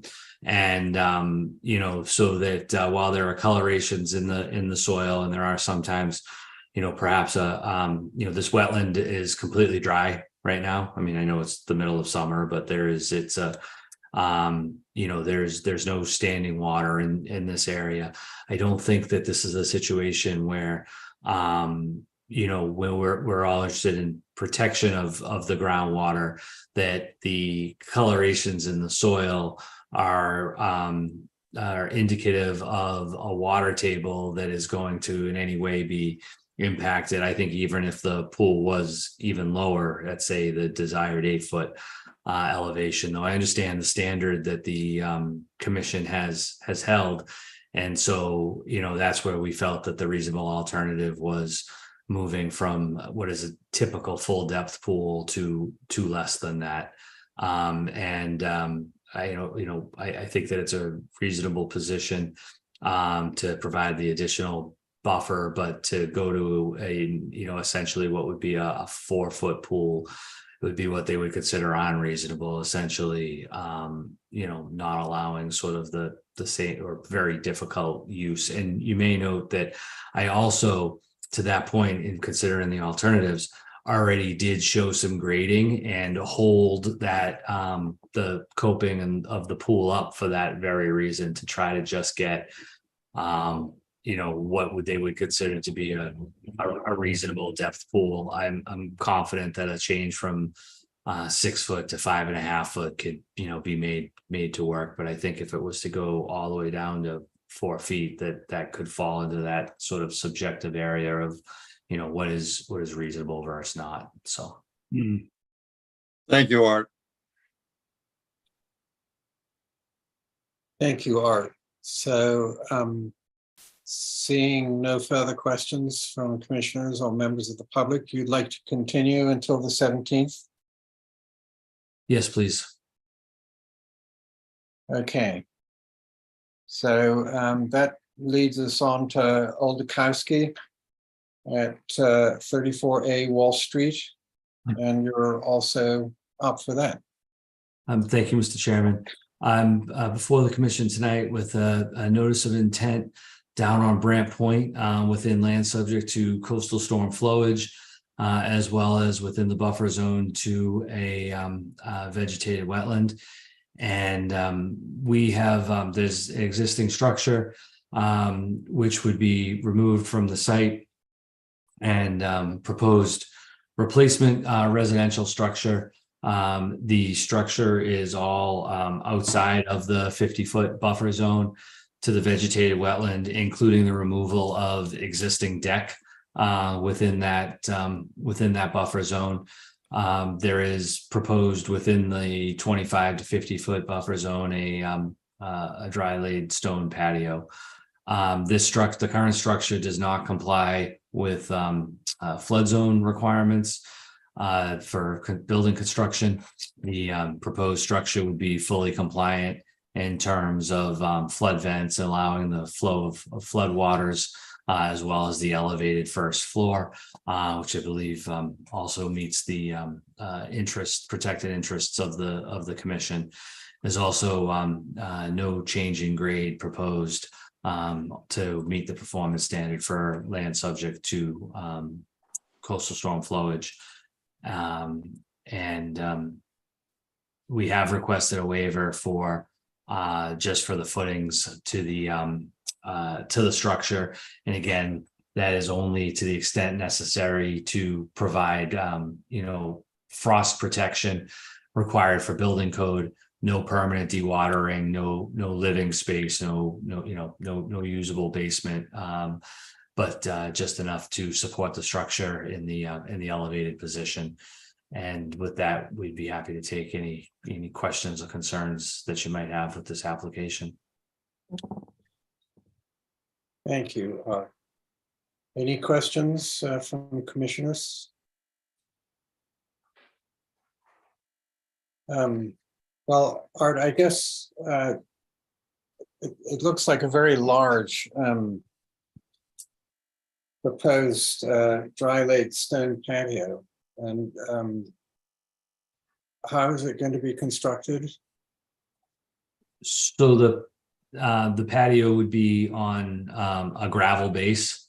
And we could agree to a specification to use 3/4 inch gravel instead of processed compacted gravel, which also might help in the drainage of that area. So it would not be cemented. We could also agree to use sand in between the joints instead of stone dust to again further help for infiltration. Thank you. I think that would definitely be an improvement. So, any questions from members of the public? And seeing none, would you like to close? Yes, please. Jeff, do we have everything we need to close? We might have a public comment that's coming.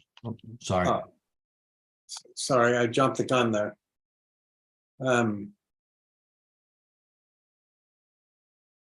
And I guess we also have a commissioner weighing in. Mark? No, Ian, I just want to say I like your idea of or our suggestion of 3/4 inch stone and sand versus other. It's a big dry stone area, a dry laid patio. That's a good solution. Thank you for that. Yeah, thank you, Art. Is it a typed question, Jeff, from a member of the public? No, sorry, I missed it coming in. It was 5 minutes ago or 7 minutes ago. No, I can't do that. 6 minutes ago. So I think it may have actually been on 89 Swamp and not this, but We continued that one. yeah. So I don't know. We just had a comment on someone asking how to test their mic. So I just wanted to double check, but nothing's coming. All right, so do I entertain a motion to close by a member of the commission? Mark, so moved. Mike, second. So by roll call vote, Mark Beal, Aye. Tim Brain, Aye. Seth Engelborg, Aye. Mike Mazzarelli, Aye. Joe Trendowski, Aye. Linda Williams. Aye. That makes it unanimous. So, and then let me see. So Art, we still have you at 78 Walnut Road. Thank you, Mr. Chairman. Before you tonight with a project that I'm not sure if we had previously filed this, and then I can't honestly recall if I think we may have had a hearing and then it had been withdrawn. So this is a filing for residential development on a significantly large property in Wauwinet, within the buffer zone to bordering vegetated wetlands. And shown in blue are the wetland boundaries per a former determination of applicability. And then in red is the 25, 50, and 100-foot buffer zones. In green is the proposed siltation fencing and limit of work. And what we're proposing here is this area of this site is currently vacant. Would be to construct a home on a crawl space, and to have a pool that is outside of the jurisdictional area to the commission. So we have kept the pool outside of the 100-foot buffer zone, but we want to show all of the proposed work.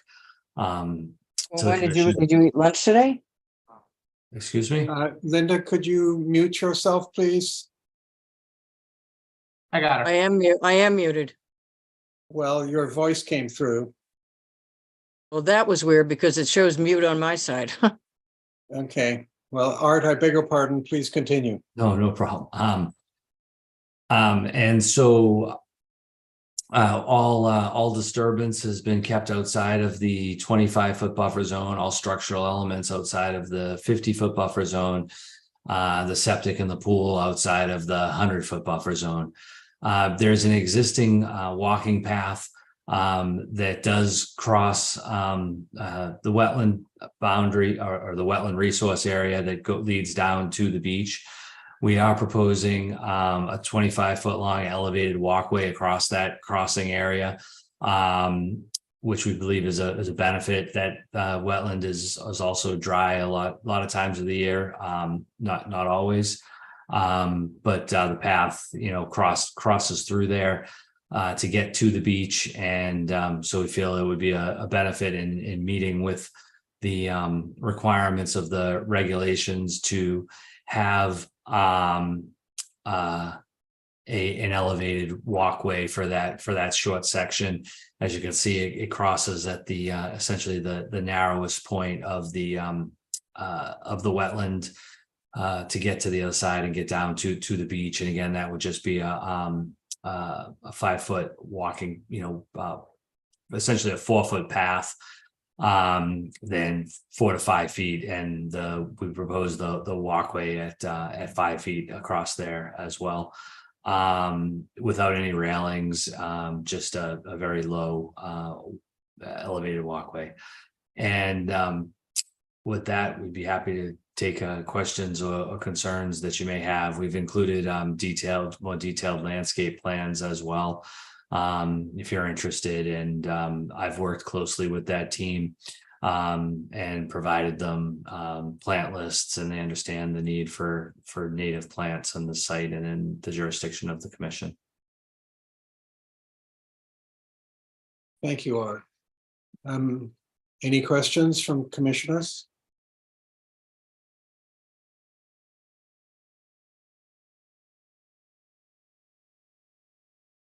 Mark. Art, why a 5-foot wide walkway? We're used to much narrower ones with a land bank and et cetera. I think that it probably could go to 4 feet, to tell you the truth. I had it at 5 feet. I'll tell you, as a holdover from, we previously were proposing a cabana on this site to the north near the beach, and I was thinking that we were going to hand carry all of the materials to that, and I was thinking for the dollies and whatnot that we're going to have to go over that, but we're not proposing that now. So if that was a concern to the commission, I think we could make a 4-foot wide walkway work. Well, thank you, Mark, and I certainly would agree with Mark that the less impact, the better, and the smaller, the better. So I don't know if other commissioners have feelings about that, but. Art, is this flagged Yes, now? Mark. Can we get in there? Flag in terms of is the structure staked for viewing, or No, not the structure, just the whole, well, I guess generally right yeah. now it's fully, this site is a bit of a challenge with the leaves on, if you will. There's certainly an area of a clearing where the house is. We've done soil testing in there, though it's been some years, there's been some growth. But we haven't staked the actual, house for viewing. Ian, through you, if I may. Yes. What's the status of Fargo Way? Is that vehicle? That's a private abutters way. Vehicular access? That's correct. You could get all the way to the end. There's houses up past this site on the left. I believe there's 2 more driveways to serve. I think it's 10 and 12, maybe, Fargo Way. So we're not proposing any work to Fargo Way, if that was the question. No, it just was, this is one of the ones I wanted to look at when you were proposing it before, and it got dropped, or withdrawn, so we didn't get to look at it, but I wanted to just come look. So with that in mind, would you mind if it was continued so that we could go out and view the site? I see Arthur Reed. Arthur, good afternoon. Thank you very much, Mr. Chairman. I represent Adam Glick and Denise Scruton, owners of the property at 80 Wallwinnet Road, who I believe you have a letter from them expressing their concern about the project, including the construction of structures and landscaping in this location. And one point that I would raise is with regard to the roadway coming in. The wetland seems to extend on the plan almost all the way across the roadway, which I believe is a proprietor's road coming in from Wallwinnet Road to the site. And it's a dirt road, and I would respectfully suggest that it looks as if it's barely within the actual limits of the roadway layout, and is almost up to the edge of the wetland boundary. And I would suggest that the project that any work that would be done by way of bringing construction vehicles into the site would inevitably have an adverse impact upon the wetland lying within the boundaries of the roadway. You know, there's a site on this property close to Wallwinnet Road, which could be constructed without any impact upon the wetland by virtue of the construction. And I wonder whether the applicant would be willing to consider moving the location of the proposed improvements so that the impact upon this way would not take place. I may have further comments later if you're going to be continuing the case, but those are the immediate thoughts that I have at this point. Thank you, Art. And before I ask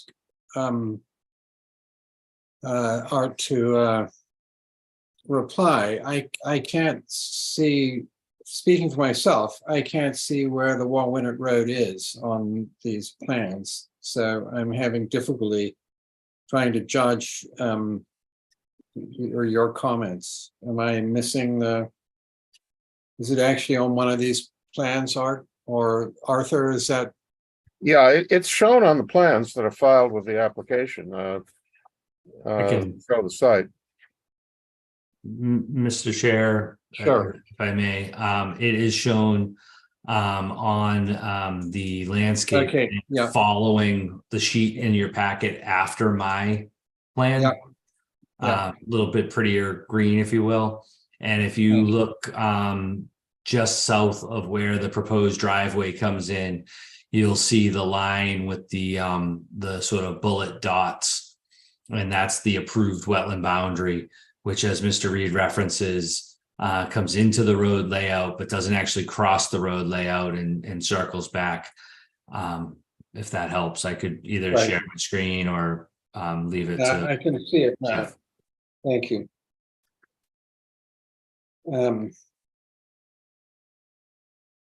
So is that a feasible proposal, Art? So is that something you want to consider? Well, I certainly am willing to consider the commission's request for a viewing. We can do that, and we would like. I haven't seen Mr. Reed or the Glicks. I'm not sure who sent the letter, but I haven't seen that correspondence. So we certainly would want to address that. I will just quickly say that this is an existing traveled way that we're not proposing to improve or to change. We certainly could add some protective measures along the edge of that wetland along the way, some silt fence and hay bales, if you will, but we're not actually proposing any work or change there. But that being said, I'm happy to hear from everybody and then request a continuance so that we also could review the correspondence, schedule a site meeting if you would like, and and respond to you with revised materials and, with at least the change in the boardwalk and some protective measures for that wetland, and perhaps something else once we've seen the letter. Thank you, Art. Seth? Thank you, Mr. Chair. So as currently proposed, the construction access is proposed to be in Fargo Way, is that correct? And machinery would be going through there? That's right. The existing traveled road. Okay. I think if that does stay, I would like to see the applicant either request or the commission apply the waiver under section 3F or F3B that talks about work within, existing ways, pedestrian ways. Because I think if we're talking about machinery driving through possibly a wetland or certainly a 25-foot buffer, that is a concern. But that waiver exists for that reason. I'm happy to go see the site. I think a field viewing would be great, and I appreciate the availability to revise the boardwalk plans. So thank you. Mike? Thank you, Mr. Chairman. I think I would be fine with precautions being taken on the way, but it sounds like we're going to go out for a viewing of the site altogether anyways, and we'll be able to address any further concerns then. Thank you. Great. So, Art, are you happy to continue then? And Jeff, could you note that for a site visit? Yes, I think Great. that site visit would be, sorry, I'm just looking at it. Our next site inspections are scheduled for August the 14th. So it'll be the Monday before the next meeting. Yeah. Great, thank you. And Mr. Chair, so we can Sure. be there for that, but in case it wasn't clear, I mean, this road is not just a pedestrian way. It's used by UPS trucks and oil delivery trucks and propane trucks to get to all the houses that are down even past this driveway. So, in terms of, work in that area, and I don't want to overly belabor it, but I in case there was any kind of, I know it may not be clear from an aerial because of the overgrowth, but all of those vehicles currently utilize this road.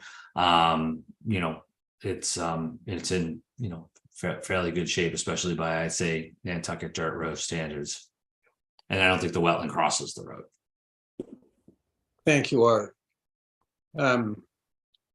So unless there's any further comments from members of the public, that's application will be continued until the 17th of August. And that leads us on to Hawks End LLC, Esther Island. Thank you. Brian Madden representing, I believe.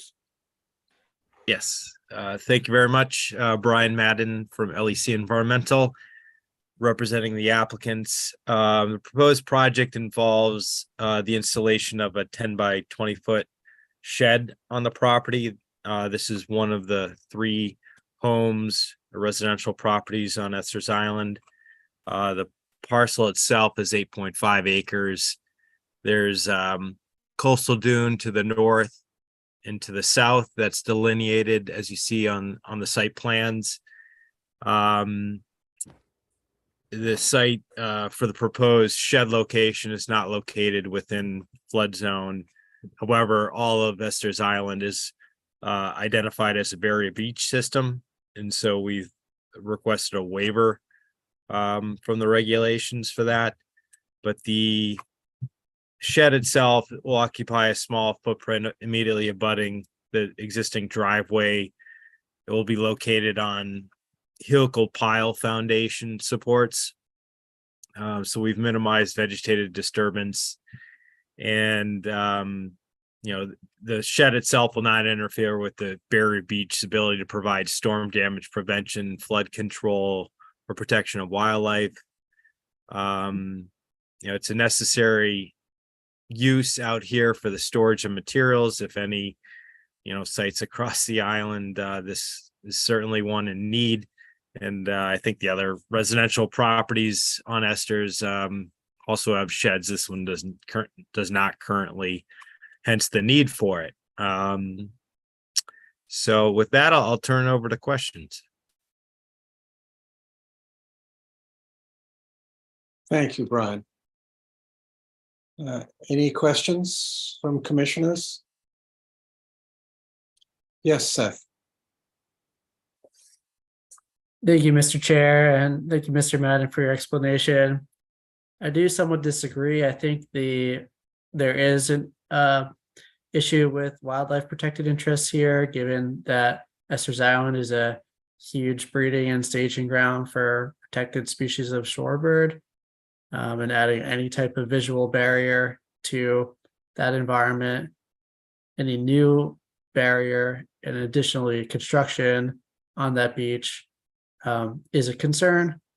And I think also, I know there's existing houses and structures on that area. I was out there 2 days ago, or yesterday, actually, but there is going to be wetland scenic impacts with adding a new structure to such an iconic barrier beach. And then I think also when you look at whether this structure is really necessary or not, I don't think we got any analysis on alternatives. Like, is there existing ability to contain some of these necessary maintenance activities within the structure that exists on site, or other alternatives? So I'd like to see more of that, please. Thank you. Through the chair, thanks. So yeah, the site itself is the beach shoreline system is surely mapped for the host of rare shorebirds.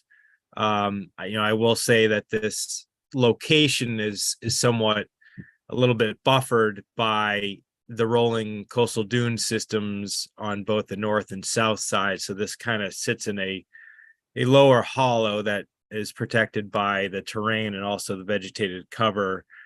Massing wise, this is not a large vertical structure.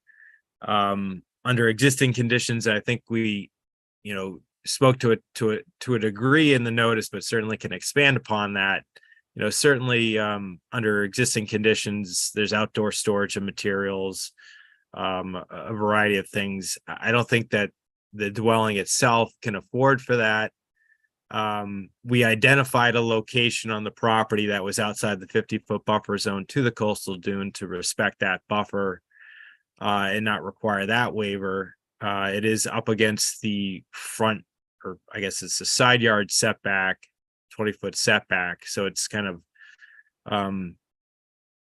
up against those buffers and right against the driveway, and what we thought was a good location to minimize any disturbance and contain materials that otherwise are just being stored outside and occupying areas closer towards the resource areas.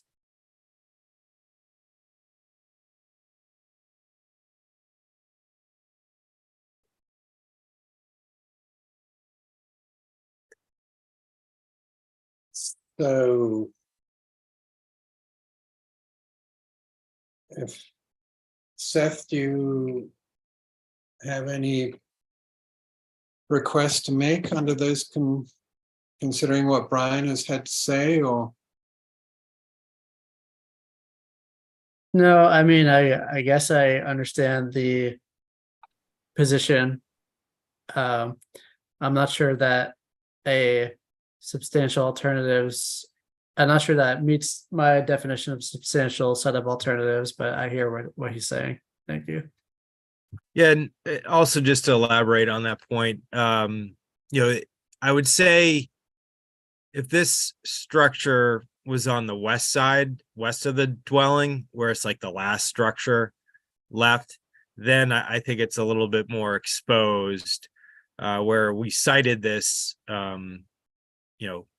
relatively close proximity to that existing dwelling, but between the existing dwelling and the next abutting property that has a single family home and a shed on it as well.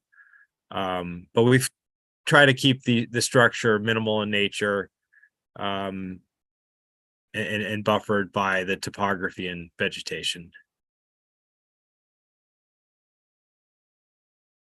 Did you consider any alternative location or like in addition to the house on the southern side, which also is outside the 50 or? Yeah, that is all within the side yard setback, which seems a little interesting out here where there are no neighbors or formal roadways or anything, but to comply with zoning, this was the one area that was outside that side yard setback and outside the 50-foot buffer zone. And it did coincide with immediately abutting the sand driveway. But initially there was some desire to house the shed on the west side of the dwelling, where it's a little bit more open, closer to where the existing septic system is located. But that was all within the 50-foot buffer zone, and so that was quickly dismissed. There really are no other viable locations, but I think the current location is probably the most ideal suited, given its proximity to the driveway and the surrounding site features. But we can certainly provide a little bit more explanation on that front. We will need to continue. We're waiting on natural heritage. So if there's any other questions or comments, we can certainly provide more information on that front. Well, I'm curious as to why the dimension is 10 by 20. Is that because what they're going to put inside it is 19'6" or what exactly? I think there are some like boating type storage elements being proposed. I think they just wanted to maximize the storage as much as possible, and 10 by 20 was appropriate. Okay. So any other observations or questions from members of the public? And if not, thank you for taking our concerns into account, and we'll continue to continue until the 17th. And hopefully National Heritage will have weighed in by then. Yeah, So, I think the 30 days is next week. So, okay. thank All you. right. Thanks, Brian. So that brings us on to amended orders of conditions. Johnson, 34 Easton Street. Art. Thank you, Mr. Chairman. This is a continuation from your last meeting where the commission had a couple of comments, concerns with the request for the amended order, which was related to landscape elements, hardscape elements for the structure, again, a residential redevelopment project structure that's under construction. And so we made some changes to try to address those concerns. One was with a flagpole within the 50-foot buffer zone. We really couldn't find a spot that was outside of the 50-foot buffer zone that wasn't right up against the house to work. And while I don't believe that was likely to have an adverse impact, we've removed that from the plan. The other was with the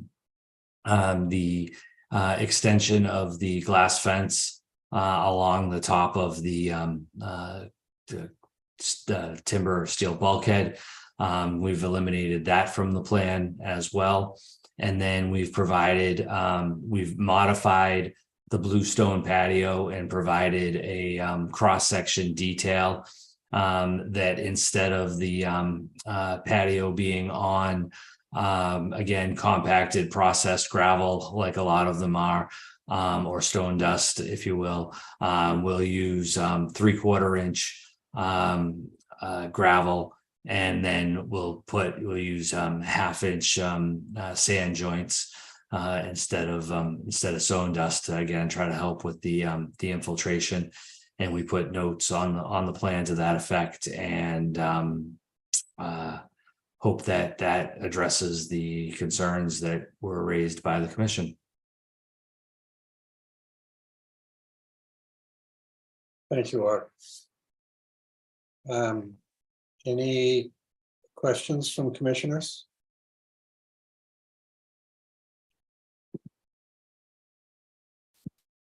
Any questions from members of the public? So, seeing not. Jeff, I would say you have the information to close and issue the amended order. great. So, a motion to approve. Thank you, Mike. Seconded by Tim. Thank you, Tim. So by roll call vote, Mark Beal, Aye. Tim Brain, Aye. Seth Engelborg, Aye. Mike Mazzarelli, Aye. Joe Krandowski, Aye. Linda Williams. Aye. That makes it unanimous. Thank So, you. Thank you. And I have to Um, recuse from the next one, Mr. Chair. Certainly. Thank you, Linda. And the next one is 9B Crow's Nest LLC, 9B Crow's Nest Way. And Brian, you're on again. Thank you. So this one was continued from our last meeting. We had provided the construction methodologies between the two options, being the preferred raise and rebuild and the move, raise, elevate, move, and rebuild the house. And basically, as outlined, we put some timing windows for the construction time period. The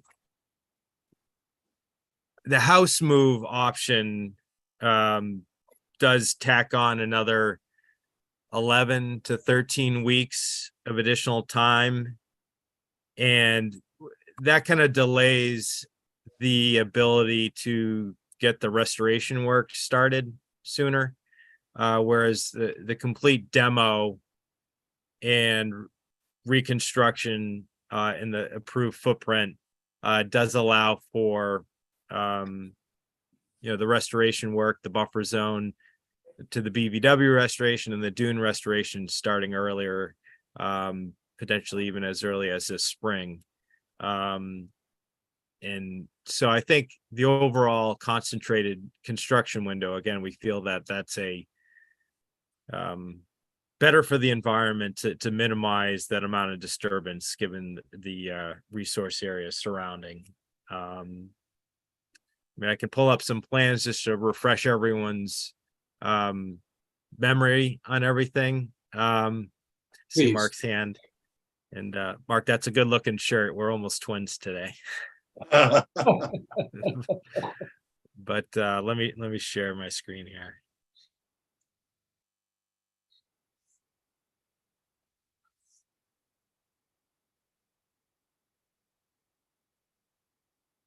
All right, so everyone can see my screen.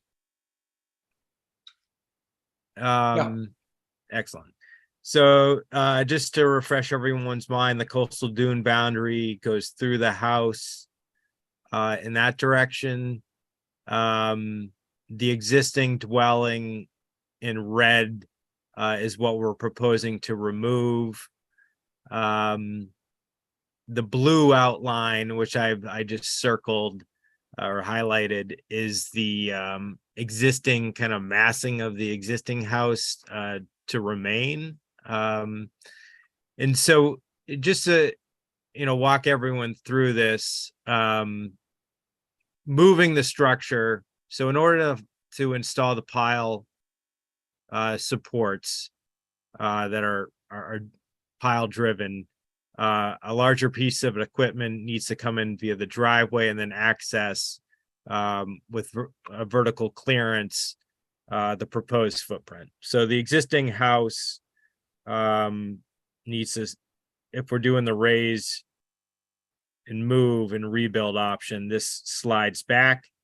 And probably what ends up happening is this little northerly portion would need to be lopped off because there's not enough access way to get through in this direction, and we're already crossing over the wetland boundary and limit of work.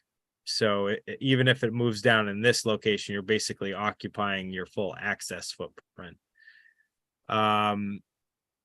So again, that's moving into the buffer zone revegetation area. That's that green area. This whole area in red is what we're proposing restore of the existing footprint. The two construction methodologies, again, we're talking 3-4 months shortened work period. If it just went a complete demo, and that's kind of the preferred option based on the builders weighing in to get in and out of here as quickly as possible and efficiently. And with that, I'll turn over to questions. Thank you, Brian. Any questions from commissioners? Yes, Seth. Thank you, Madam or Mr. Chair, and have it, thanks, Ian. And I didn't thank you to think the you could see applicant me for- wearing a skirt. Thank you to the applicant for withdrawing the minor mod and resubmitting this as an amended order of conditions request. I was wondering, Jeff, or possibly Brian, if you have the order, could we pull it up? So I think I don't really have any issues with the project as proposed, but I don't know if we captured some conditions that I'd like to capture if we're able to.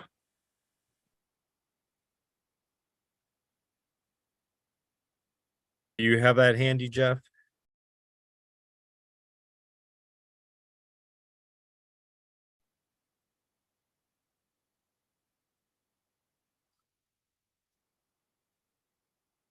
Sorry, 1 second. I'm just loading. And then let me really quick as well. Do a quick. We're gonna make some edits. I would prefer to not undo my original one.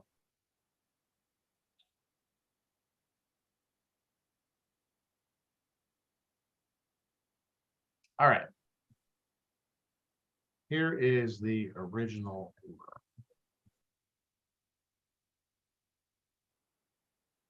Very impressive, Jeff. Yes. They're all in there. We keep them all. That way I don't have to type it from scratch again when the amendments come up. So. No, just pretty quick access. Well organized. We got a good system. So just to answer Seth's question, these are the only conditions that we put on before. My screen's overlapping with my Zoom screen a little bit. So the other side is just the waiver that was granted. But if people have additional conditions, we can certainly add them. Yes, if I may. So I'd like us to add the following conditions. One is that all materials and machinery be stored either off-site or outside of resource areas when not in use.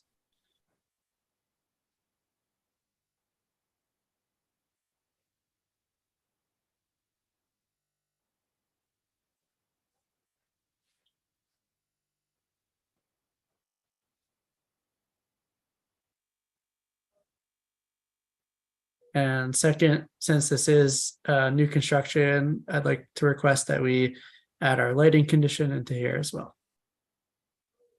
Okay, let me, I'm just gonna placehold it with that for a second, because I'm just gonna go cut and paste it from somewhere else, so I don't mess up the language on it, since we've gotten it right. Thank you. But I'm gonna stop my share so you guys can get back to talking while I do that. Those are certainly reasonable conditions.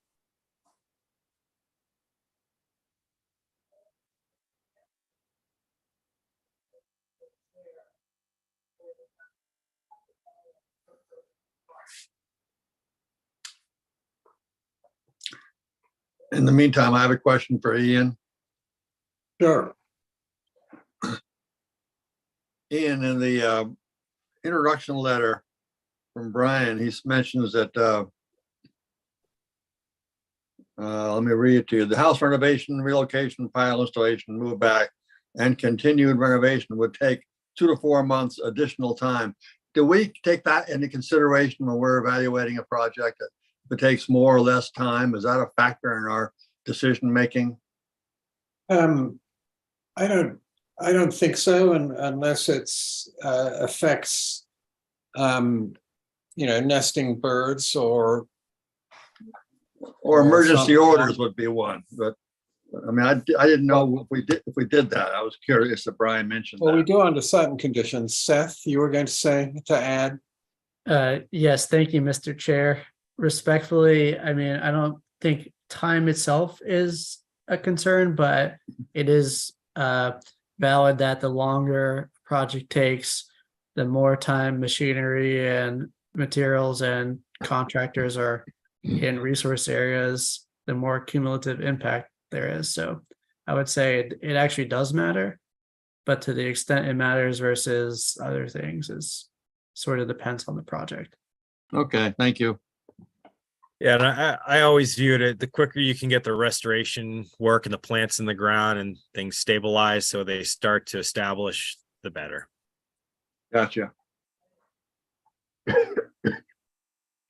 right, real quick, just to let people see it.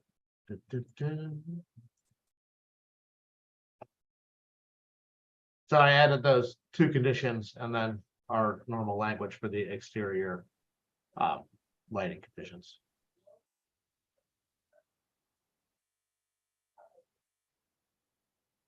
Thank you, Jeff. No problem. So, and thank you, Seth, for examining this in detail. So, do I hear an approval of the amended order of conditions, of the amendment of the amended order of conditions? I guess is what I should say. So moved. Who moved that? Sorry. Me. Okay, thank you, Seth. Do I hear it seconded? By Joe, thank you. So by roll call vote, Mark Beal, Aye. Seth Engelborg, Aye. Mike Mizzarelli, Aye. Joe Plandowski, Aye. Tim Brain, Aye.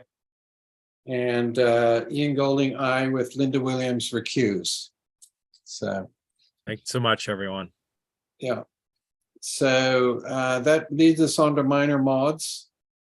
And we have the Randolph Sharp Trust, 49 Meadowview Drive, and Brian, you're up again. There we go. I think this is the last time. So Brian Madden from LEC Environmental Consultants. This order was issued back in June 2021. Construction is well underway and almost complete at this stage, but proposed minor modifications involve the final configuration of a dry laid stone patio, the additions of some covered porches over that patio, some clearer definitions of crawl space, access ways, the final location of the pool. All those structural elements are outside the 50-foot buffer zone. And then there's some slight modifications to the limit of work lawn area. The Previously approved footprints are shown in red on the site plan, but all in keeping with the original approval.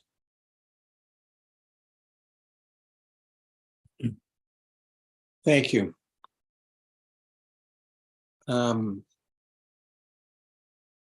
Any comments? So, if not, move to approve the minor mod. Joe? And I think I'll give Mike the tie almost with Mark, if you don't mind, Mark. So I roll call vote. Mark Beal, Aye.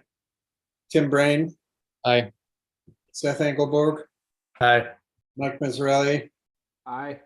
Joe Pandowski, Aye. Linda Williams. Aye. Thank you. That is approved unanimously. Thanks so much. Take care. You too. Thanks, Brian. And then the last one is Sweet Meadows Sylvia Lane LLC, 74 Westchester Street. And Mr. Coggins, I believe. Coggins, I should say. That's all right. Hi, everyone. Okay. I'll try to keep this brief. Chloe Coggins with Nantucket Surveyors. On behalf of the applicant, we are requesting a minor modification at 74 Westchester Street. This order, the original order was issued in June of 2021. And then we did have another amendment to it. Basically, the applicant just wishes to add 120 square foot shed to the property. It's going to be located outside of the 50-foot buffer zone and within an area that has already been disturbed. So it's pretty simple. And that's it. Any questions?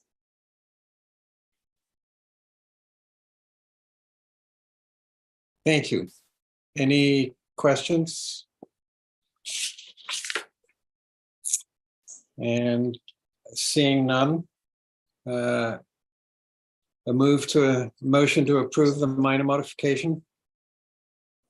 Mike Mazzarelli, and seconded by, well, then we'll jump in at once. Thank you, Tim. So the by roll call vote, Mark Beal, Aye. Tim Brain, Aye. Seth Engelborg, Aye. Mike Mazzarelli, Aye. Joe Pandowski, Aye. Linda Williams. Aye. Great. Thank you, Chloe. Thank you. Okay, that moves us on to certificates of compliance. Croquet Pitch LLC, 24 Westchester Street. Art Gasparo. Do you want to do it, Art?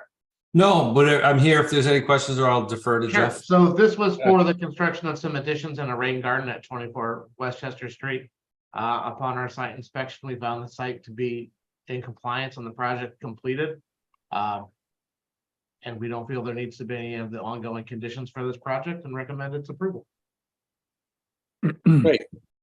So move to approve. Thank you, Mike. Second. Thank you, Seth. So by roll call vote, Mark Beal, Aye. Tim Brain, Aye. Seth Engelborg, Aye. Mike Mazzarelli, Aye. Joe Pandowski, Aye. Linda Williams, Aye. Ian Golding, aye, approved unanimously. That Thank gets you. us to you're welcome. High Ridge Realty Trust, 11 North Road. And there's also High Ridge Realty Trust, 28 Gardner Road, both with David Haynes. Do we want to take them separately or together? I can run through all of them together. So Okay, great. actually, can we do the North Road one first? Sorry, and then we'll do the other two together. Sure. The North Road one was for a project that they set the limit of work and then didn't do any other work. So it's in compliance, but they didn't do anything. So I was actually gonna recommend that we invalidate that order to close it out as opposed to issuing the certificate of compliance. Oh, okay. It was, the site, excuse me, the site was, the work area was cleared. And then they pulled out, didn't do anything else, and it all grew back, and you don't want to walk in there. Yeah. It's honestly like it was when it started. It's just a thick bramble of junk. So I think that's why I wasn't gonna say it. It's, you're not issuing the certificate of compliance that they completed the work. You're issuing it that the order is no longer valid. Okay, so on that note, to I'm not sure which to say. I'll move to invalidate the order. Okay, go ahead. Thank you, Seth. And seconded by, who would also like to invalidate this invisible certificate? Thank you. Okay, Mike. So by roll call vote, Mark Beal. I think you're muted, Mark. 1,000 pardons. Aye. Thank you. Tim Brain. Aye. Seth Engelborg. Aye. Mike Mazzarelli. Aye. Joe Plandowski. Aye. Linda Williams. Aye. Okay, that's unanimous. And then we get on to 28 Gardner Road. Jeff, I'll you said you'd take that? Yeah, I'll do both these at once. It's really pretty simple. The older order, the 2325, was for the installation of the new septic system. That work was done and is in compliance. And then 3195 is to replace the septic system with their installed sewer line, which is all done. And we're recommending that both of those can be issued because that work's all done and checked out by health and sewer, and they're both good to go. Great. So moved. So Second. So by roll call vote, Mark Beal, Aye. Tim Brain, Aye. Seth Engelborg, Aye. Mike Mazzarelli, Aye. Joe Plandowski, Aye. Linda Williams. Aye. Great, that's unanimous. And then that takes us on to 181 Pulpus Road Realty Trust, 181 Pulpus Road. This is And this is an oldie. It was for the Okay. construction of a secondary dwelling long ago, before I was with the commission. That's how long ago it was. But that work is done and complete and in compliance. It's still in compliance, and we're recommending that that could be issued. great, okay. And a motion to approve. So moved, Mr. Chairman. Thank you, Linda. Seconded by Michael Mazzarelli. So by roll call vote, Mark Beal, Aye. Tim Brain, Aye. Seth Engelborg, Aye. Mike Mazzarelli, Aye. Joe Plandowski, Aye. Linda Williams. Aye. That's unanimous. That gets us on to orders of conditions. So, Jeff, you sent those out earlier? Yes, and I will share my screen. Thank you. So I didn't draft one. I'll just say really quickly before I share my screen. I didn't draft one for 65 and 67 Easton Street. But from the general discussion, I was inferring that you guys would be looking for a positive order for the next meeting. That was the land bank stormwater retention project. Yes, and I think Seth, would you like to make a comment? Yes, thank you. The two comments I think I made during the hearing were to ensure the designs for the benches allow water flow and that all of the species used are native non-cultivar species. Thank you. Great. So that brings us on to 15 Cliff Road. Sure. So let me, everyone see that all right? Yeah. So this was the order that I sent as drafted. Just to run through it really quickly, and then we can talk about waivers and things. So I think that will need some discussion. We don't see it all the time because it's just for coastal bank projects, but state regulation requires that we add for new structures, this provision that no coastal engineering structure be allowed to protect the project. So we have to put it. Other than that, I think from the discussion we had, I think some discussion of whether you guys are looking to grant a waiver, which waiver you guys would be looking to grant. I know I kind of suggested during the hearing that the no adverse impact waiver may be a better choice, but I think that's up for you guys to decide. I'm happy to write whatever you guys wish. I like no adverse impact. Yeah, By me.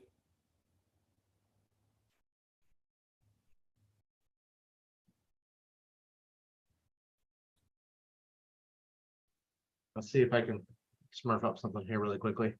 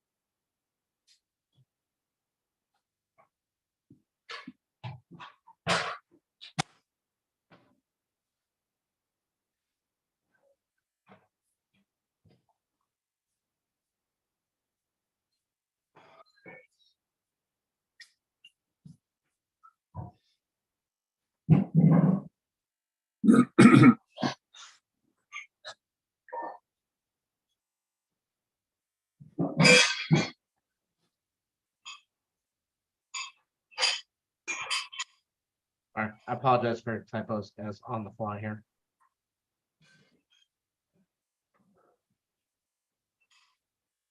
Let me actually scroll a bit. So you can see it.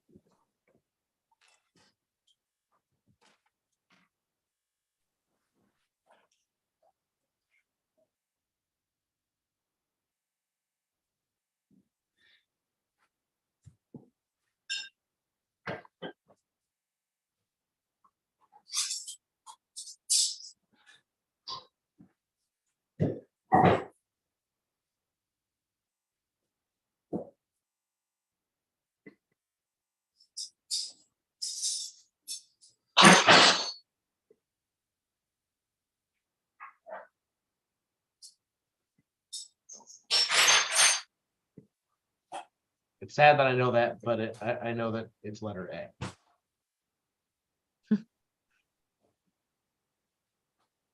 So we just changed that to read.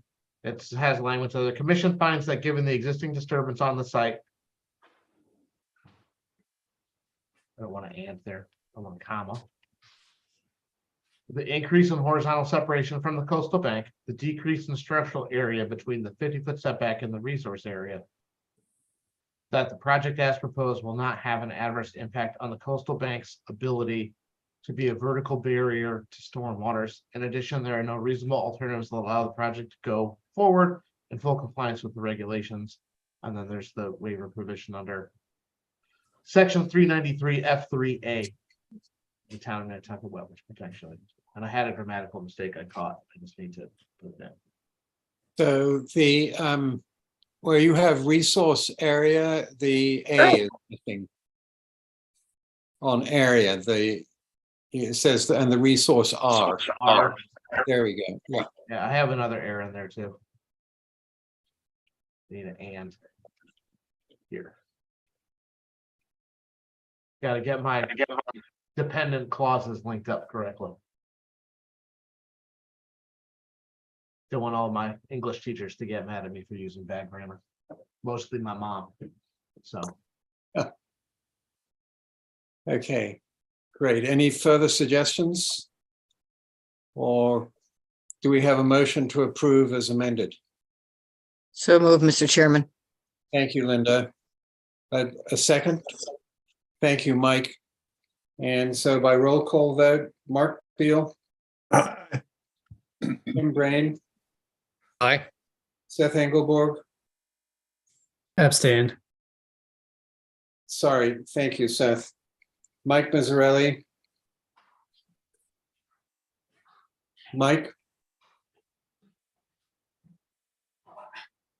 Thumbs There, up. then I mean, Mike. his microphone just decided to not work. We got you for an eye, Mike. Joe Pandowski, Aye. Linda Williams. Aye. That's 6 approved with Seth Engelborg abstaining, which then takes us on to, I believe, 52 Monomoy Road.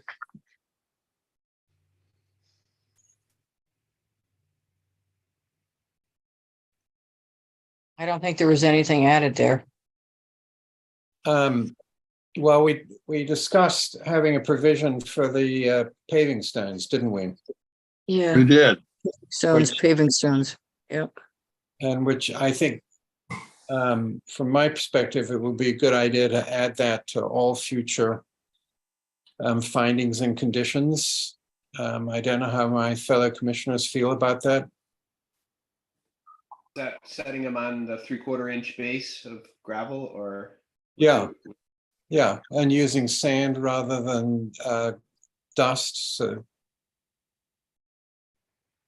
I think drainage is clearly an issue.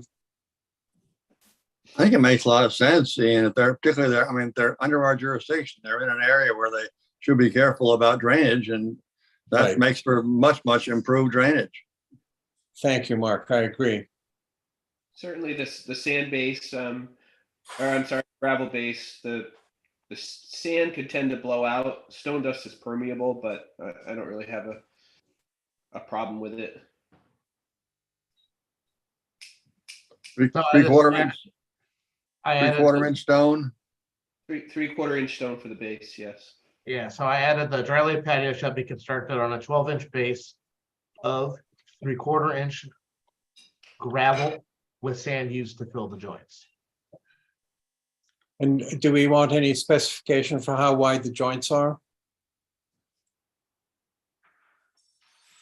At least 1/4 inch. And so they're not tight butted. And Mike, help me with, is gravel the right word, or we want to say stone? Gravel is the right word. Yeah, stone dust can be compacted pretty well. No, I didn't say Right. stone dust. The 3/4 inch stone is different from the 3/4 inch gravel. No, I think, I think it's the same thing, 3/4 inch gravel. same 3/4 thing. Just Okay. refers to the size of Okay. the egg. All right. I give up. All right, so I added the joint shall be no smaller than 1/4 inch. great. So if they Thank you, want to make them Jeff. bigger, they can make them bigger. They just can't make them small. Right. Great. Thank you. So a motion to approve is amended. So move, Mr. Chair. Thank you, Linda. Thank you, Mike. So by roll call vote, Mark Beal, Aye. Tim Brain, Aye. Seth Engelborg. I'm recused. Sorry, Seth. Mike, do you thumbs up or are you working at the moment? My microphone's back, yes. Okay, great. Thanks. Joe Pandowski, Aye. Linda Williams. Aye. Great, unanimous. That brings us on to where are we now? Quinless, 88 Quinlet Road. 88 Quidnet Road. Thank you. So this was the order for the project that the order had expired. They had those things. I updated the references to the regulations from the old regulations, the new ones in the waiver. But I didn't really have any conditions, primarily because we didn't have any before, and it's mostly done. It's just finishing construction. Sorry, I'm not sharing my screen. So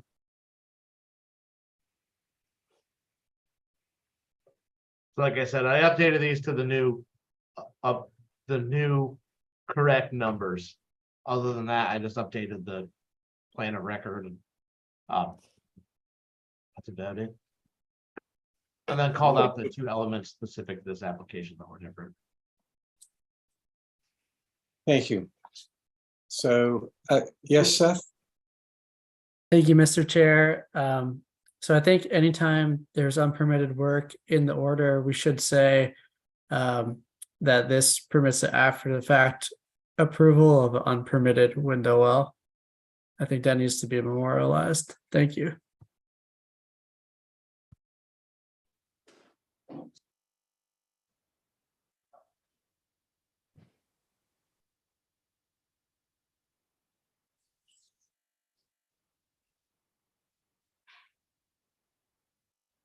Let me see if I can.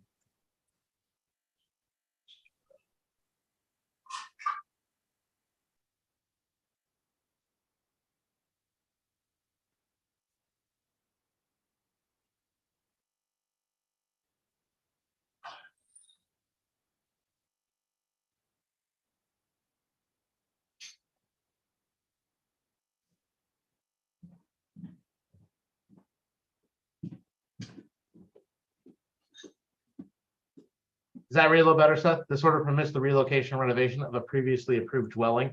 The after the fact construction of window wells and a pump chamber with associated, and then with the normal stuff that's there. Sure.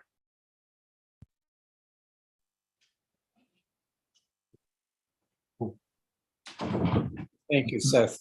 Thank you, Jeff. So a motion to approve is amended.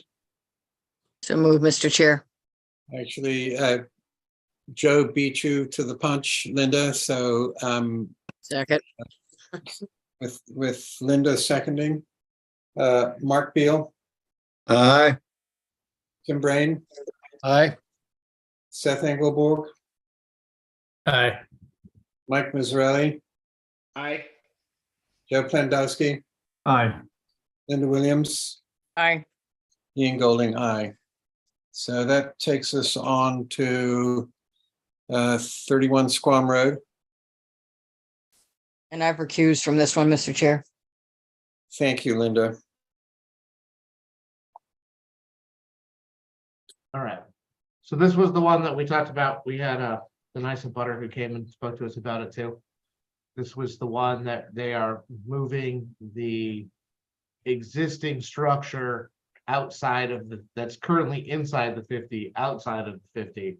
And that's what we're being requested to grant the waiver to move that out of the 25 and 50, moving the structure outside of 50, and then expanding that structure between the 50 and 100 with a lot of it outside the 100, just to jog everyone up. So I honestly, I forgot to include, and maybe, is Brian still on? No, he's not. If we want to do some photo monitoring or something of the area that was vacated by the structure. Well, that seems like a reasonable request. I would have thought Brian would not find that arduous in any way. I think a lot of it's going into lawn area, to be perfectly honest. But I think we can get them to snap some photos of it for sure, just so we can see it. Seth, do you want to add to that in any way? I would like to see the lighting condition here too, with any renovation or new construction.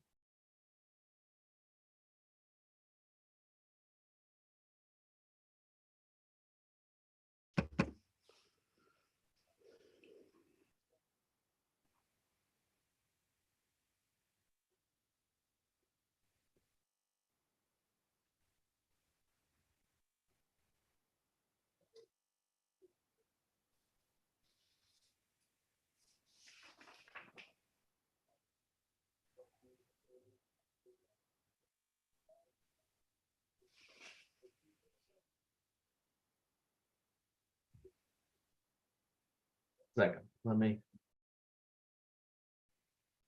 snipe it off in different order real quick.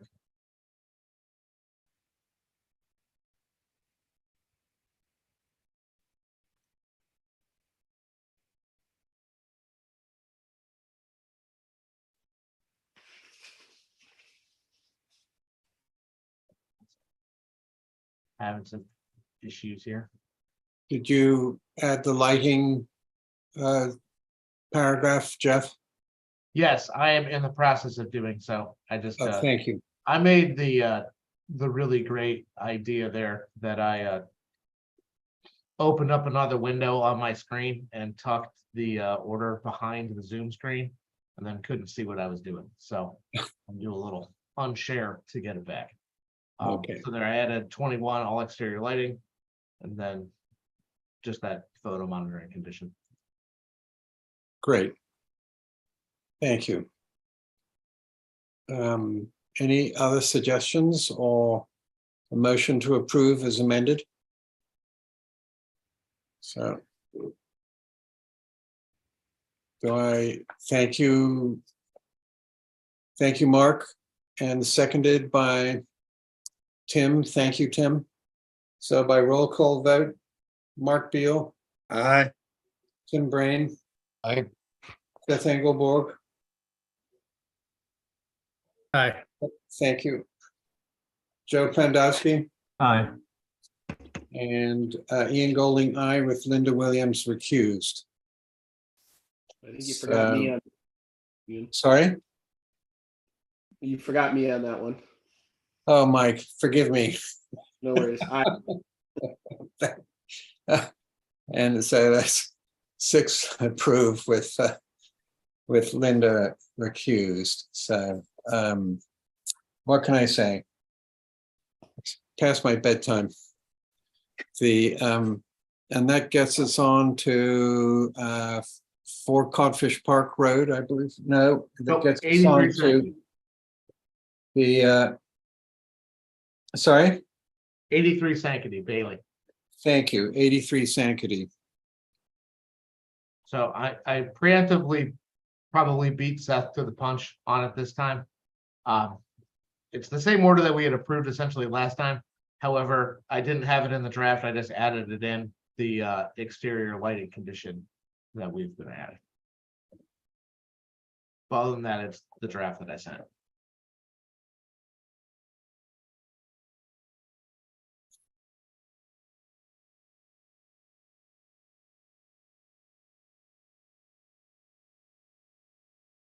So unless anyone would like to add something, do I hear a motion to approve as amended?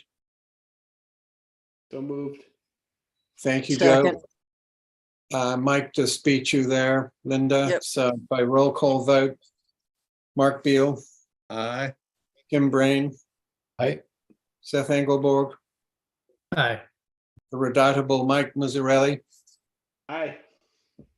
Joe Pandowski, Aye. Linda Williams, Aye. Ian Golding, aye. Thank you. So that takes us on to was there 34 the Walker. multiple locations for Freeman? Well, we Did talked we- about that one at the end of it before, for drafting up a positive order for that. Okay. And then for 4 Codfish Park Road?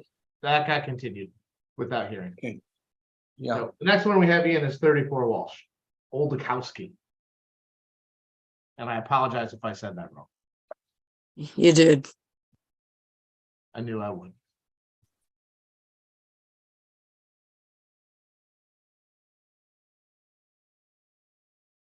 All right, well, I'm just gonna share my screen for it. So old 34A Wall Street, so I'm saying it wrong again.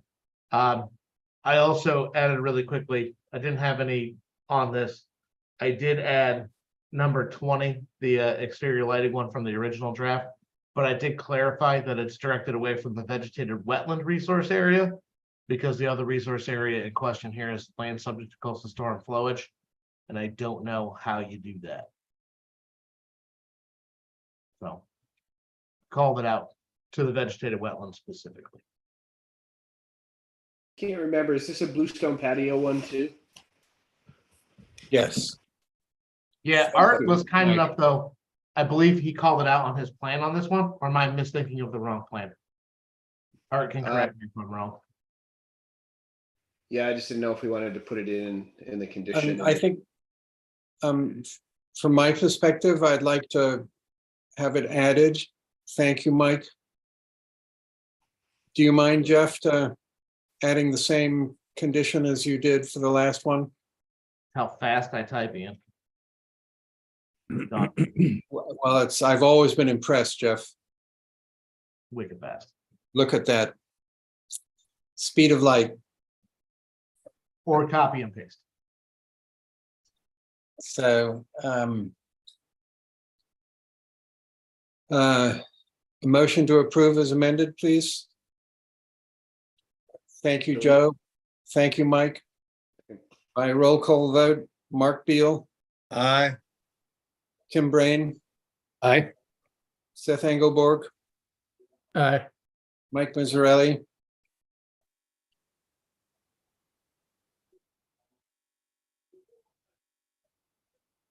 Thumbs up from Mike if his audio's out. And Joe Plandowski Aye. and Linda Williams. Aye. That's unanimous. And that takes us on to extensions of orders with the town of Nantucket, 34 Washington Street. All right, so I was kind enough to tell Deputy Chief Gibson that I'd take care of this morning. It is for the town pier improvement project. So it's like the installation of the new floating docks and some of the things that are there. They're asking for their 3 one-year extensions just from the fact that they got delayed partially from COVID and partially of supply chain things. So they're hoping to get that additional 3 years. Well, I can't see any reason to object. Can anyone else? Nope. So move to approve an extension. So Joe? moved, Mr. Chair. Second. Actually, Mike beat you to it, Linda. So by roll call vote, Mark Beal, Aye. Tim Brain, Aye. Seth Engelborg, Aye. Mike Mazzarelli, Aye. Joe Plandowski, Aye. Linda Williams, Aye. Ian Golding, aye. So then that takes us on to the Conservation Foundation Windswept Bog. Yes. So this is for a Phragmites control project that the Conservation Foundation's been working on. They've started and been working on it, but they're asking for their 3 one-year extensions to continue working on eradicating Phragmites from their spot in the windswept bogs that they've been working on Phragmites eradication. Great. Great. Movement to approve that, Joe. And Mark, thank you. So by roll call vote, Mark Beal, Aye. Tim Brain, Aye. Seth Engelborg, Aye. Mike Mazzarelli. Mike, Aye. thumbs up. Joe Plandowski, Aye. Linda Williams. Aye. Great, that's unanimous. And that takes us on to other business. And the first in the other business is approval of minutes from March the 9th, 2023, March 23rd, 2023, and April the 6th, 2023. Has everybody had a chance to read those and look them over? And Yep. sadly, Ashley isn't here to weigh in. So if everyone's read them, then move to approve. So moved, Mr. Chair. Okay, Linda, oh, just a second. I think Joe has something to say. Joe, do you have a comment? Yes, I do. There was a tremendous amount of work that went into putting those minutes together. I mean, I was amazed at all the information so late in the game. And I also, I'll second it if somebody else. So do we have Will to thank for that? Right now, minutes, some of them are Will, some of them are Lisa, some of them are me. We're all kind of trying to just like chip away as we can. And I will never forgive Terry for retiring, even though I'm super happy for her that she was able to retire. So, and hopefully we'll get a new minutes taker soon, because they're kind of. Yeah, absolutely. And thank you very much for the joint effort. And so Linda made the motion, Joe seconded by roll call vote. Mark Beal. Aye. Tim Brain. Dane. Seth Engelborg. Aye. Mike Mizzarelli. Mike, I'm sure is thumbs up if he could. Joe Pendowski. Aye. And Linda Williams. Aye. Great. So that's 5 approving, Mike missing in action, and Tim Brain abstaining as he wasn't on the commission at that point. So that takes us along to SBPF submission, the design drawings for geotube removal. Sure. Do you want me to kick this one off a little bit? Please, thank you. I will try my best to go through.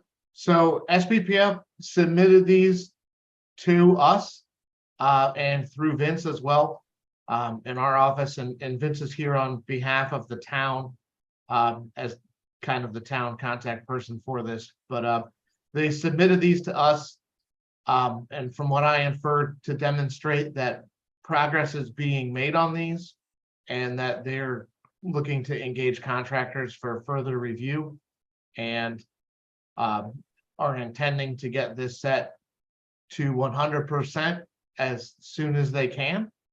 And I'll be 100% honest, that's pretty much all I got. Well, Vince, I notice you're nodding along in agreement. Yes, thank you, Ian. Vince Murphy from the Natural Resources Department, working on this project on behalf of the town. The town is still trying to keep this ticking along and keep it progressing and ensure that this is undertaken in the timely manner that was laid out by, for the commission.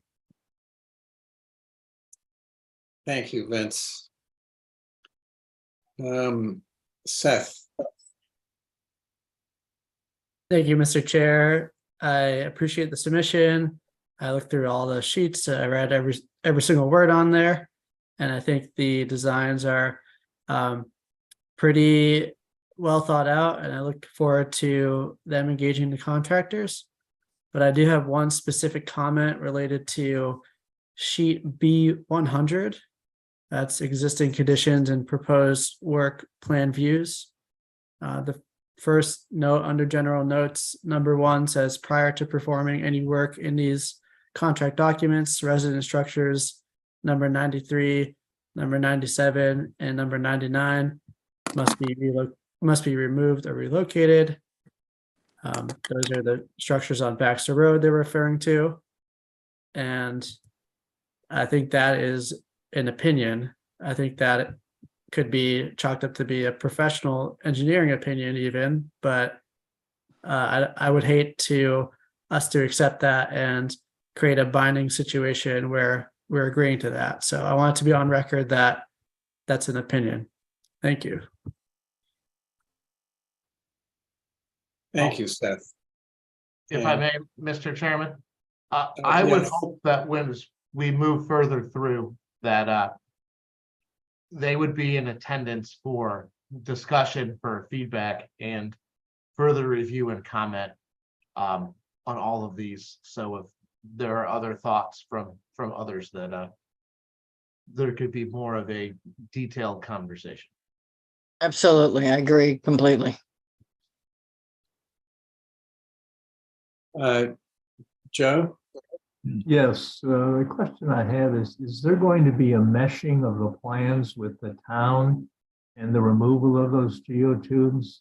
I just don't see those geotubes being yanked unless it's wound in with whatever the town is going to do in terms of the road and the utilities. Well, some of us feel that they're separate issues.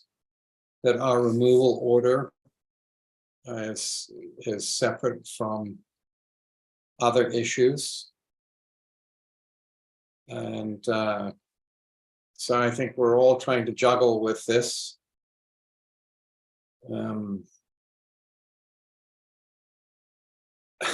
So, yeah, Vince. I've given similar updates in the past, but it's just wise timing. They are separate issues. There are some links between them, but the alternative access planning is progressing. We're looking at getting that project moved to a higher design phase before the fall, and having something that can be put to neighbors and property owners and then into the public sphere, probably at a select board update in the fall. It would be my guess at this point. That project is due for completion in, I think it's June 2024, and I think we're well on track for that. So they're parallel projects of sorts, and both proceeding in parallel timeframes, or at least that's what I'm trying to make happen. Thank you, Vince. And before I go to you, Spruce, I believe Tim Brain had something. Did you want to say something, Tim? No. Oh, my mistake. No. Are there other comments from commissioners before I open it up to members of the public, and specifically Burton Balkan? And Mike, yes. Thank you. I'm actually just checking if I'm fully back here, audio and everything. It sounds like you're on target. Okay. Apologize for the technical difficulties. Not at all, please. So Spruce. Thank you, Mr. Chairman. I'm Burton Balkine. I had a question about the compliance of keeping the mitigation sand on the toe of the template. Does Vince or staff have an update through you, Mr. Chair? So it looks as though Vince is shaking his head no. Thank you, Ian. Incorrect. I can say we've gone out and checked a few times. There was an effort at the start of the summer to push them over. But in full honesty, I didn't check prior to this meeting, and I normally do. So I'm happy to check before the next meeting. Or I won't even lie. I will not check. Morgan will probably be the one that gets sent to go check. So, but we will send someone out to check it. Thank Well, you, Jeff. We do it before every meeting. Just didn't get to it this time. So Bert, Spruce, do you have anything further to add? No, I just want to thank Jeff for getting that to at the next meeting will be great. Thank you. So I would say that we clearly have a sand deficit that is growing. Is that correct, Vince and Jeff? What's that, Ian? We have a sand deficit that is growing, that the last calculation was 80,000 cubic yards shy, and I assume that it's increasing. I would say if we want to talk about sand deficits and things, we should probably have a posted agenda item to discuss that. Yeah. Okay. Why don't we do that then? Is that I would like to see that brought up as an agenda item. Do the fellow commissioners feel that that is item worthy of discussion? Yes, Did you say yes, Joe? I did. Thank you. Yeah. I'll add it to the agenda for 817. Actually looks pretty long. I'd have to count off the ones, but I think we're going to be somewhere between like 15 and 18 notices for next time. So I can either put it on for that one, or I can put it on for the 831 meeting if that one looks like it's going to be shorter. It's up to you guys. I think probably the 831 would be a more popular choice for my fellow commissioners. Does it make sense to have, I'm just throwing it out there, I don't know if it does, but does it make sense to have a separate meeting altogether? I mean, Sconset Beach can suck all the air out of the room. Does have that tendency, doesn't it? It does. Well, I did send out that separate schedule that we have on the agenda for later for kind of potential discussion. I mean, we could schedule, in theory, we could take one of those first September ones and do a SPPF update on that. To me, that seems reasonable, and everybody can sort of be focused on that. I certainly don't want to push it if it's the chairman's wish to talk about it. I'm not trying to push it down the road, but I'd like to give it like full attention. Thank you, Mike. I think that's a good suggestion. So just looking, the first special meeting date that we had as a potential is Thursday, September 7th. Be fine by me. We can tentatively schedule for then. And then we got 2 more regular meetings in between now and then that we can firm that up. But we can also I'll check on availability with other parties that are involved with that too for that date. And we'll talk about it and firm that up on the 17th. Great. Thank you, Jeff. So that takes us on to monitoring reports. So I saw Art stayed on for this, and it came up at the last meeting.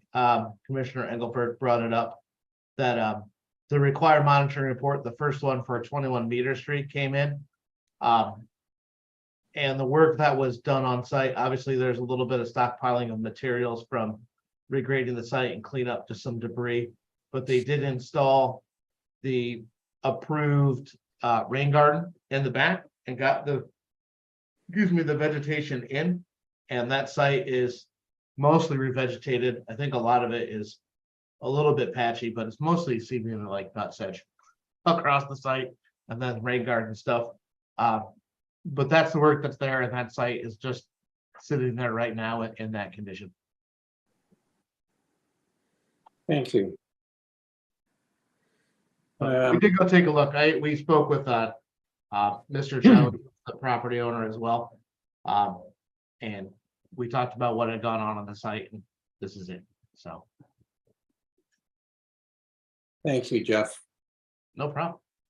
And so that will bring us on to enforcement actions, potential enforcement actions.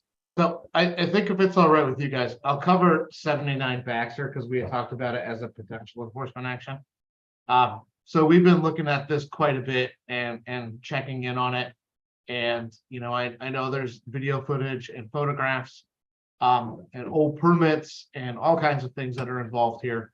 The commission did approve a protocol back in 2021 when we put it under an enforcement the last time for them to be doing that work. They did provide us the notice that they were going to be doing work. I think what was coming into question and was getting called into question is whether or not material was getting excavated directly from the beach. And then a question of whether work was happening below high water. We've talked to the contractor pretty extensively about work that was going on. I think the difficulty that we have is even with the video to go down now and say definitively that it happened below the jurisdictional high water boundary. And it was definitively excavated material from the beach and not material they had brought down. I'm not sure we could ever definitively prove that.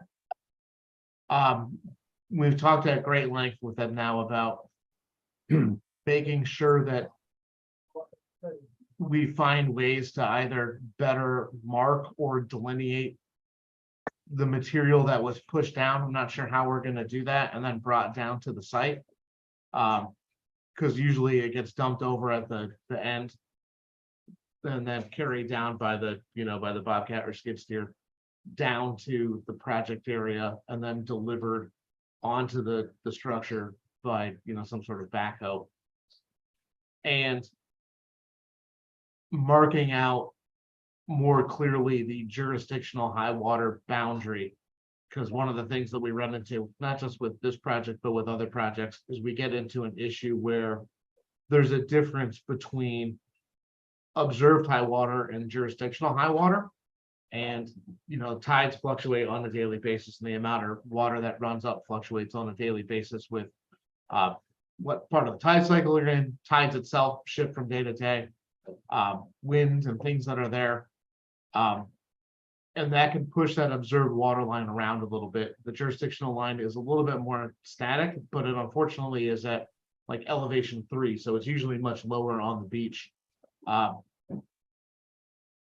So we're stuck in a little bit of a quandary where by appearances, it definitely looks like things that shouldn't have been happening were happening. I'm not sure that I can prepare something for you guys to issue that is definitive enough where there would be solid legal footing for you guys to take further action than talking to the contractor about the practices that you're using. We kind of all looked at it, and I looked at it, I had Will look at it independently. Morgan in our office looked at it independently, just to try to see if one of us could see something different, and we all kind of came to the same conclusion. And we were able to kind of determine that that's kind of the situation that we're in. So I know that's not the answer that we probably all wanted to hear, but I also, take pretty seriously that I don't want to initiate something that you guys don't have good standing or good legal basis for. So that's kind of where we're at with the activity that was sent into us. So thank you, Jeff. Unless my fellow commissioners want to weigh in, I do have a question about what appears to me to be the mission creep of the actual footprint of the project compared to what it was originally. And I know I brought that up in the past, and I wondered whether there was a survey. It would be worth having a surveyor have a look compared to the original plan. And do you have an opinion about that? I mean, we can certainly request that information and see what comes back.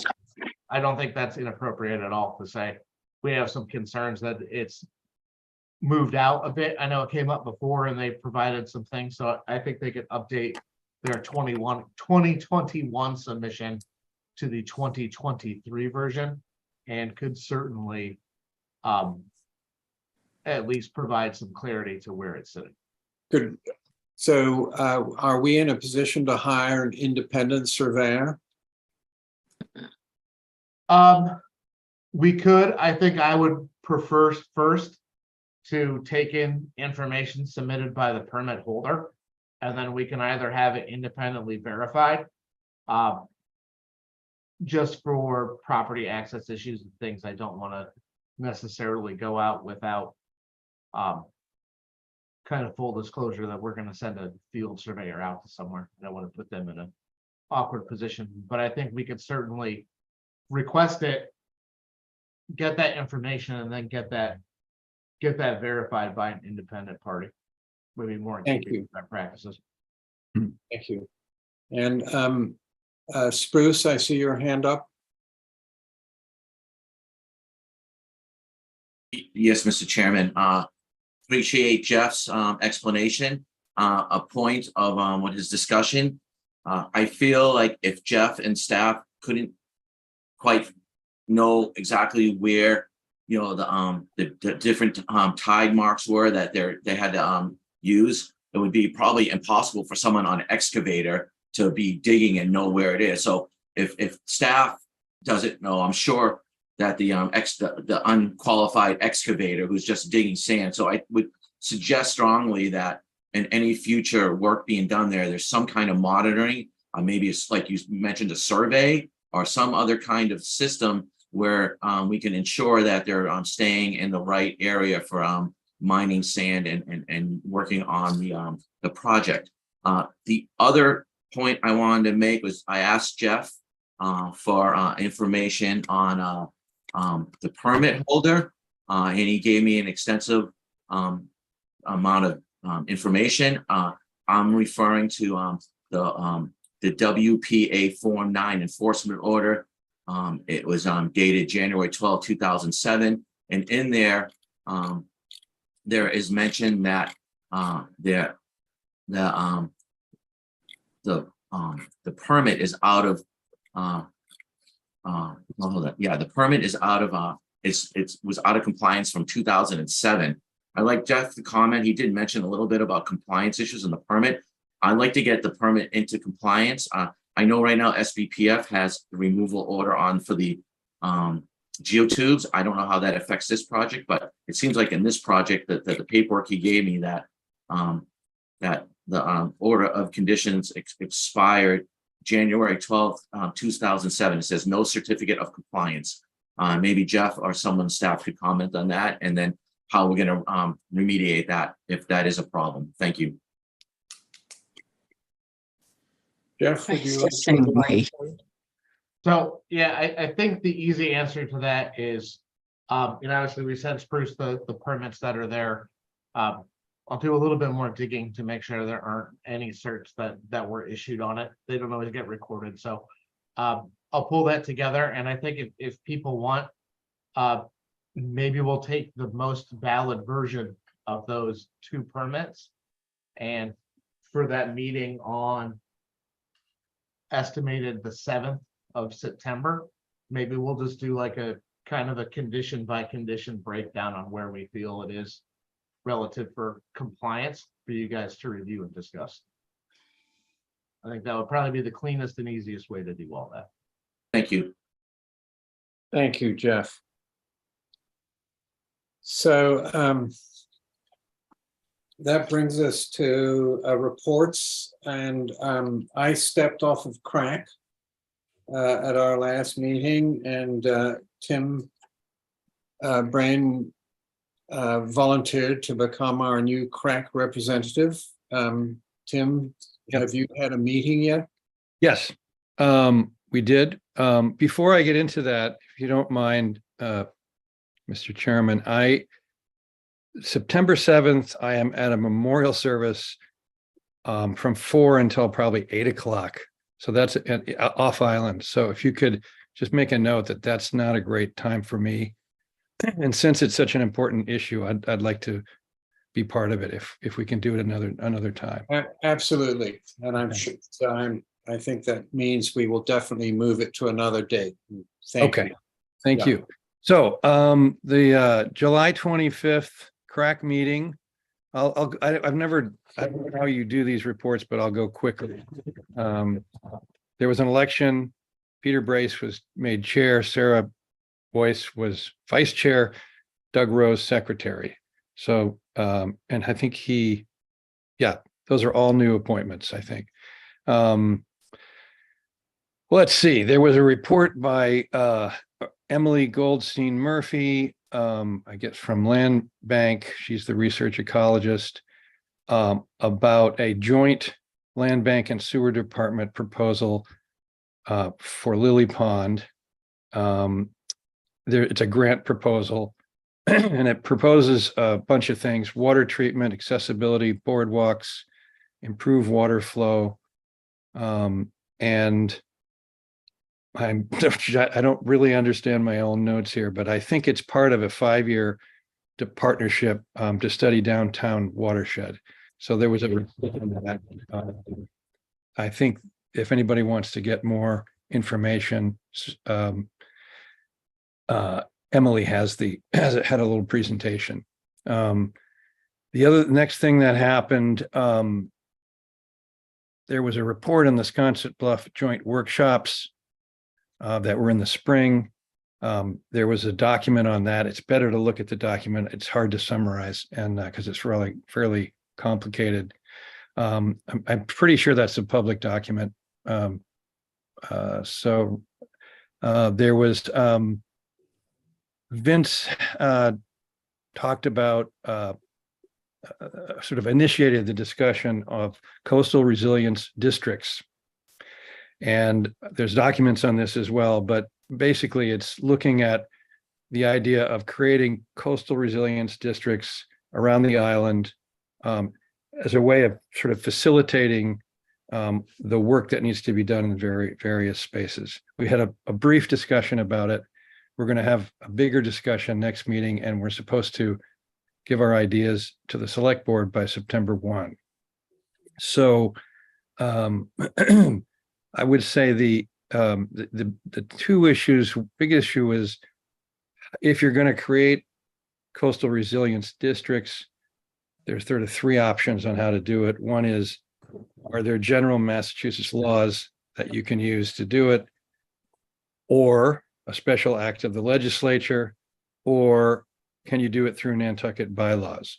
The short answer and recommendation was probably it needs a special act of the legislature, which means, correct me if I'm wrong, Vince, but I think it means it has to go to town meeting to approve that.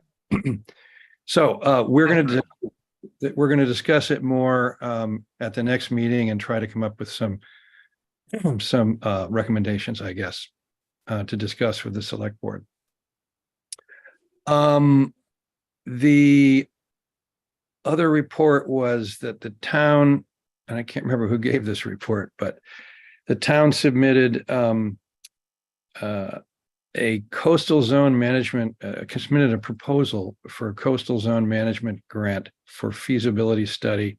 That was you, Vince, and design for the flood barrier and the downtown historic gateway. So there was a, Vince, it was your report, right, Vince? No, I can't remember who it was then. Anyway, whoever it was, there's a grant proposal that's been submitted, the CZM. And that's sort of the highlights. If anybody have any questions, I'm not sure I'll be able to answer them, but I'm happy to try. Well, Tim, thank you, because I think those are interesting details. And as an abutter to Lily Pond, I can't wait for them to clean that up, which has been an ongoing problem. We all have to wear Wellington boots in the winter to go through there. And it sounds like it was a very interesting meeting. So thank you very much for your report. You're welcome. That brings us on to Mark at CPC. The last Concom meeting, I reported on our annual meeting. And as of now, there's nothing new to report. Thank you. And NP and EDC, Seth? We have not met, nothing to report. And Linda for the harbor plan? Well, we do have stuff to report. We are going to have 2 more public meetings for your edification if anybody would like to come. The Great Harbor Yacht Club on August 23rd from 9 to 11, and out at Nantucket Admiralty the same day, August 23rd, 5 to 7. We solidified those dates, and the survey is up. I have posted the flyer with the little thing that you point your phone at. That'll get you to the survey. I don't have that. I have a flip QR code. Yes, the QR code, whatever that thing is down the corner. So we're getting a great response. I don't know what we're up to now. Jeff may have the number where we are at the moment. I think it was over 100 last week. And we're moving along here. We have another meeting on Monday at 1 o'clock. We're always in the ugliest building on Nantucket if anybody wants to attend that. But we are moving along, and as far as I know, we still have not heard back from the state to validate the lines, but it should be coming any minute now. So that's pretty much it for the moment. Great, thank you. And for the offshore wind, Joe? Nothing to report. Okay, so then I think we've already had the discussion of in-person remote meetings. Yeah, that was an accidental holdover from the last agenda. And so this brings us on to commissioners' comments. And seeing none. Oh, Mike. Sorry, I'm not going to be here for the 8/17 meeting. My plan could change, but looks like I won't be here. Okay. Well, thank you for to let us know. Thank you. Mr. Chair, I also won't be here, so let's check that there's enough people to make a quorum. Okay, thanks. Thanks, Seth. And so this brings us on to administrator staff report. Well, the only thing I'm gonna have now is there anyone else that's gonna miss that 8:17 meeting? I'm sure it can be arranged. I would prefer not. No, that makes August 31st a brutal meeting. No, it's 8:17 is already gonna be, Seth and Mike picked a good meeting to miss, so. It'll be a long one, but, all right, if no one else, but if someone else is gonna miss for whatever reason, if you could let me know as much up front as possible, that would be much appreciated. Okay, great. So Ian, I do have one question, Ian. I missed the first part of the meeting. What happened to Mariner's Way? Continue. I do have one more thing okay, from so an email I sent out. Sorry, I'm glad I got a quick reminder for myself. Is I sent out some dates for that joint meeting for the HDC Concom to talk about the future planning for the Jetties Beach concession and Children's Beach.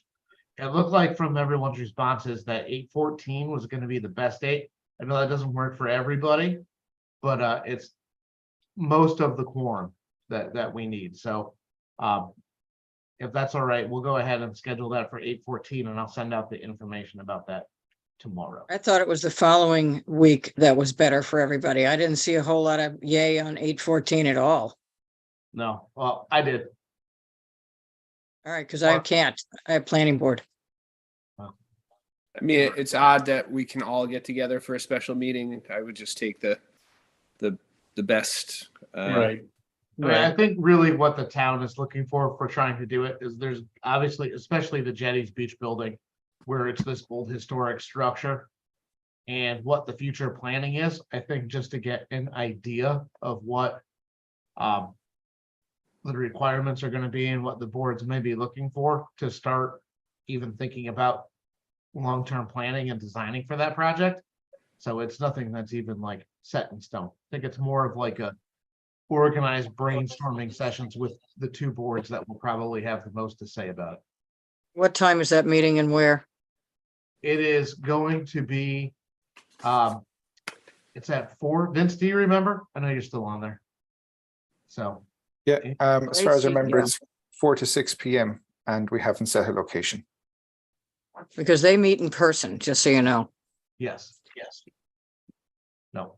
okay, We'll just confirm and we'll get all that information out to everybody. Great. Mr. Chair, excuse me. yeah, Sorry, I misspoke. I will be here on 8/17, but I will not be here on 8/31. I have the dates mixed up. okay. Well, Seth, there was your chance. You could have made a break for it, buddy. Yeah, duly noted. Right. you spoke up too Honesty soon. can get you into trouble, you know. But all right. So on that note, do I hear a motion to adjourn? So move, Mr. Chair.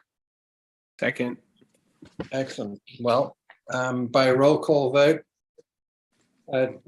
Mark Beal, Aye, Tim Brain, ice cream. Seth Engelborg, Aye. Mike Mazzarelli, Aye. Joe Klandowski, Aye. Linda Williams, Aye. Ian Golding, aye. Thank you very much, everybody. Thank you, Jeff. And to be continued. Good night, everybody. Everyone, Good night. Good night. Night all.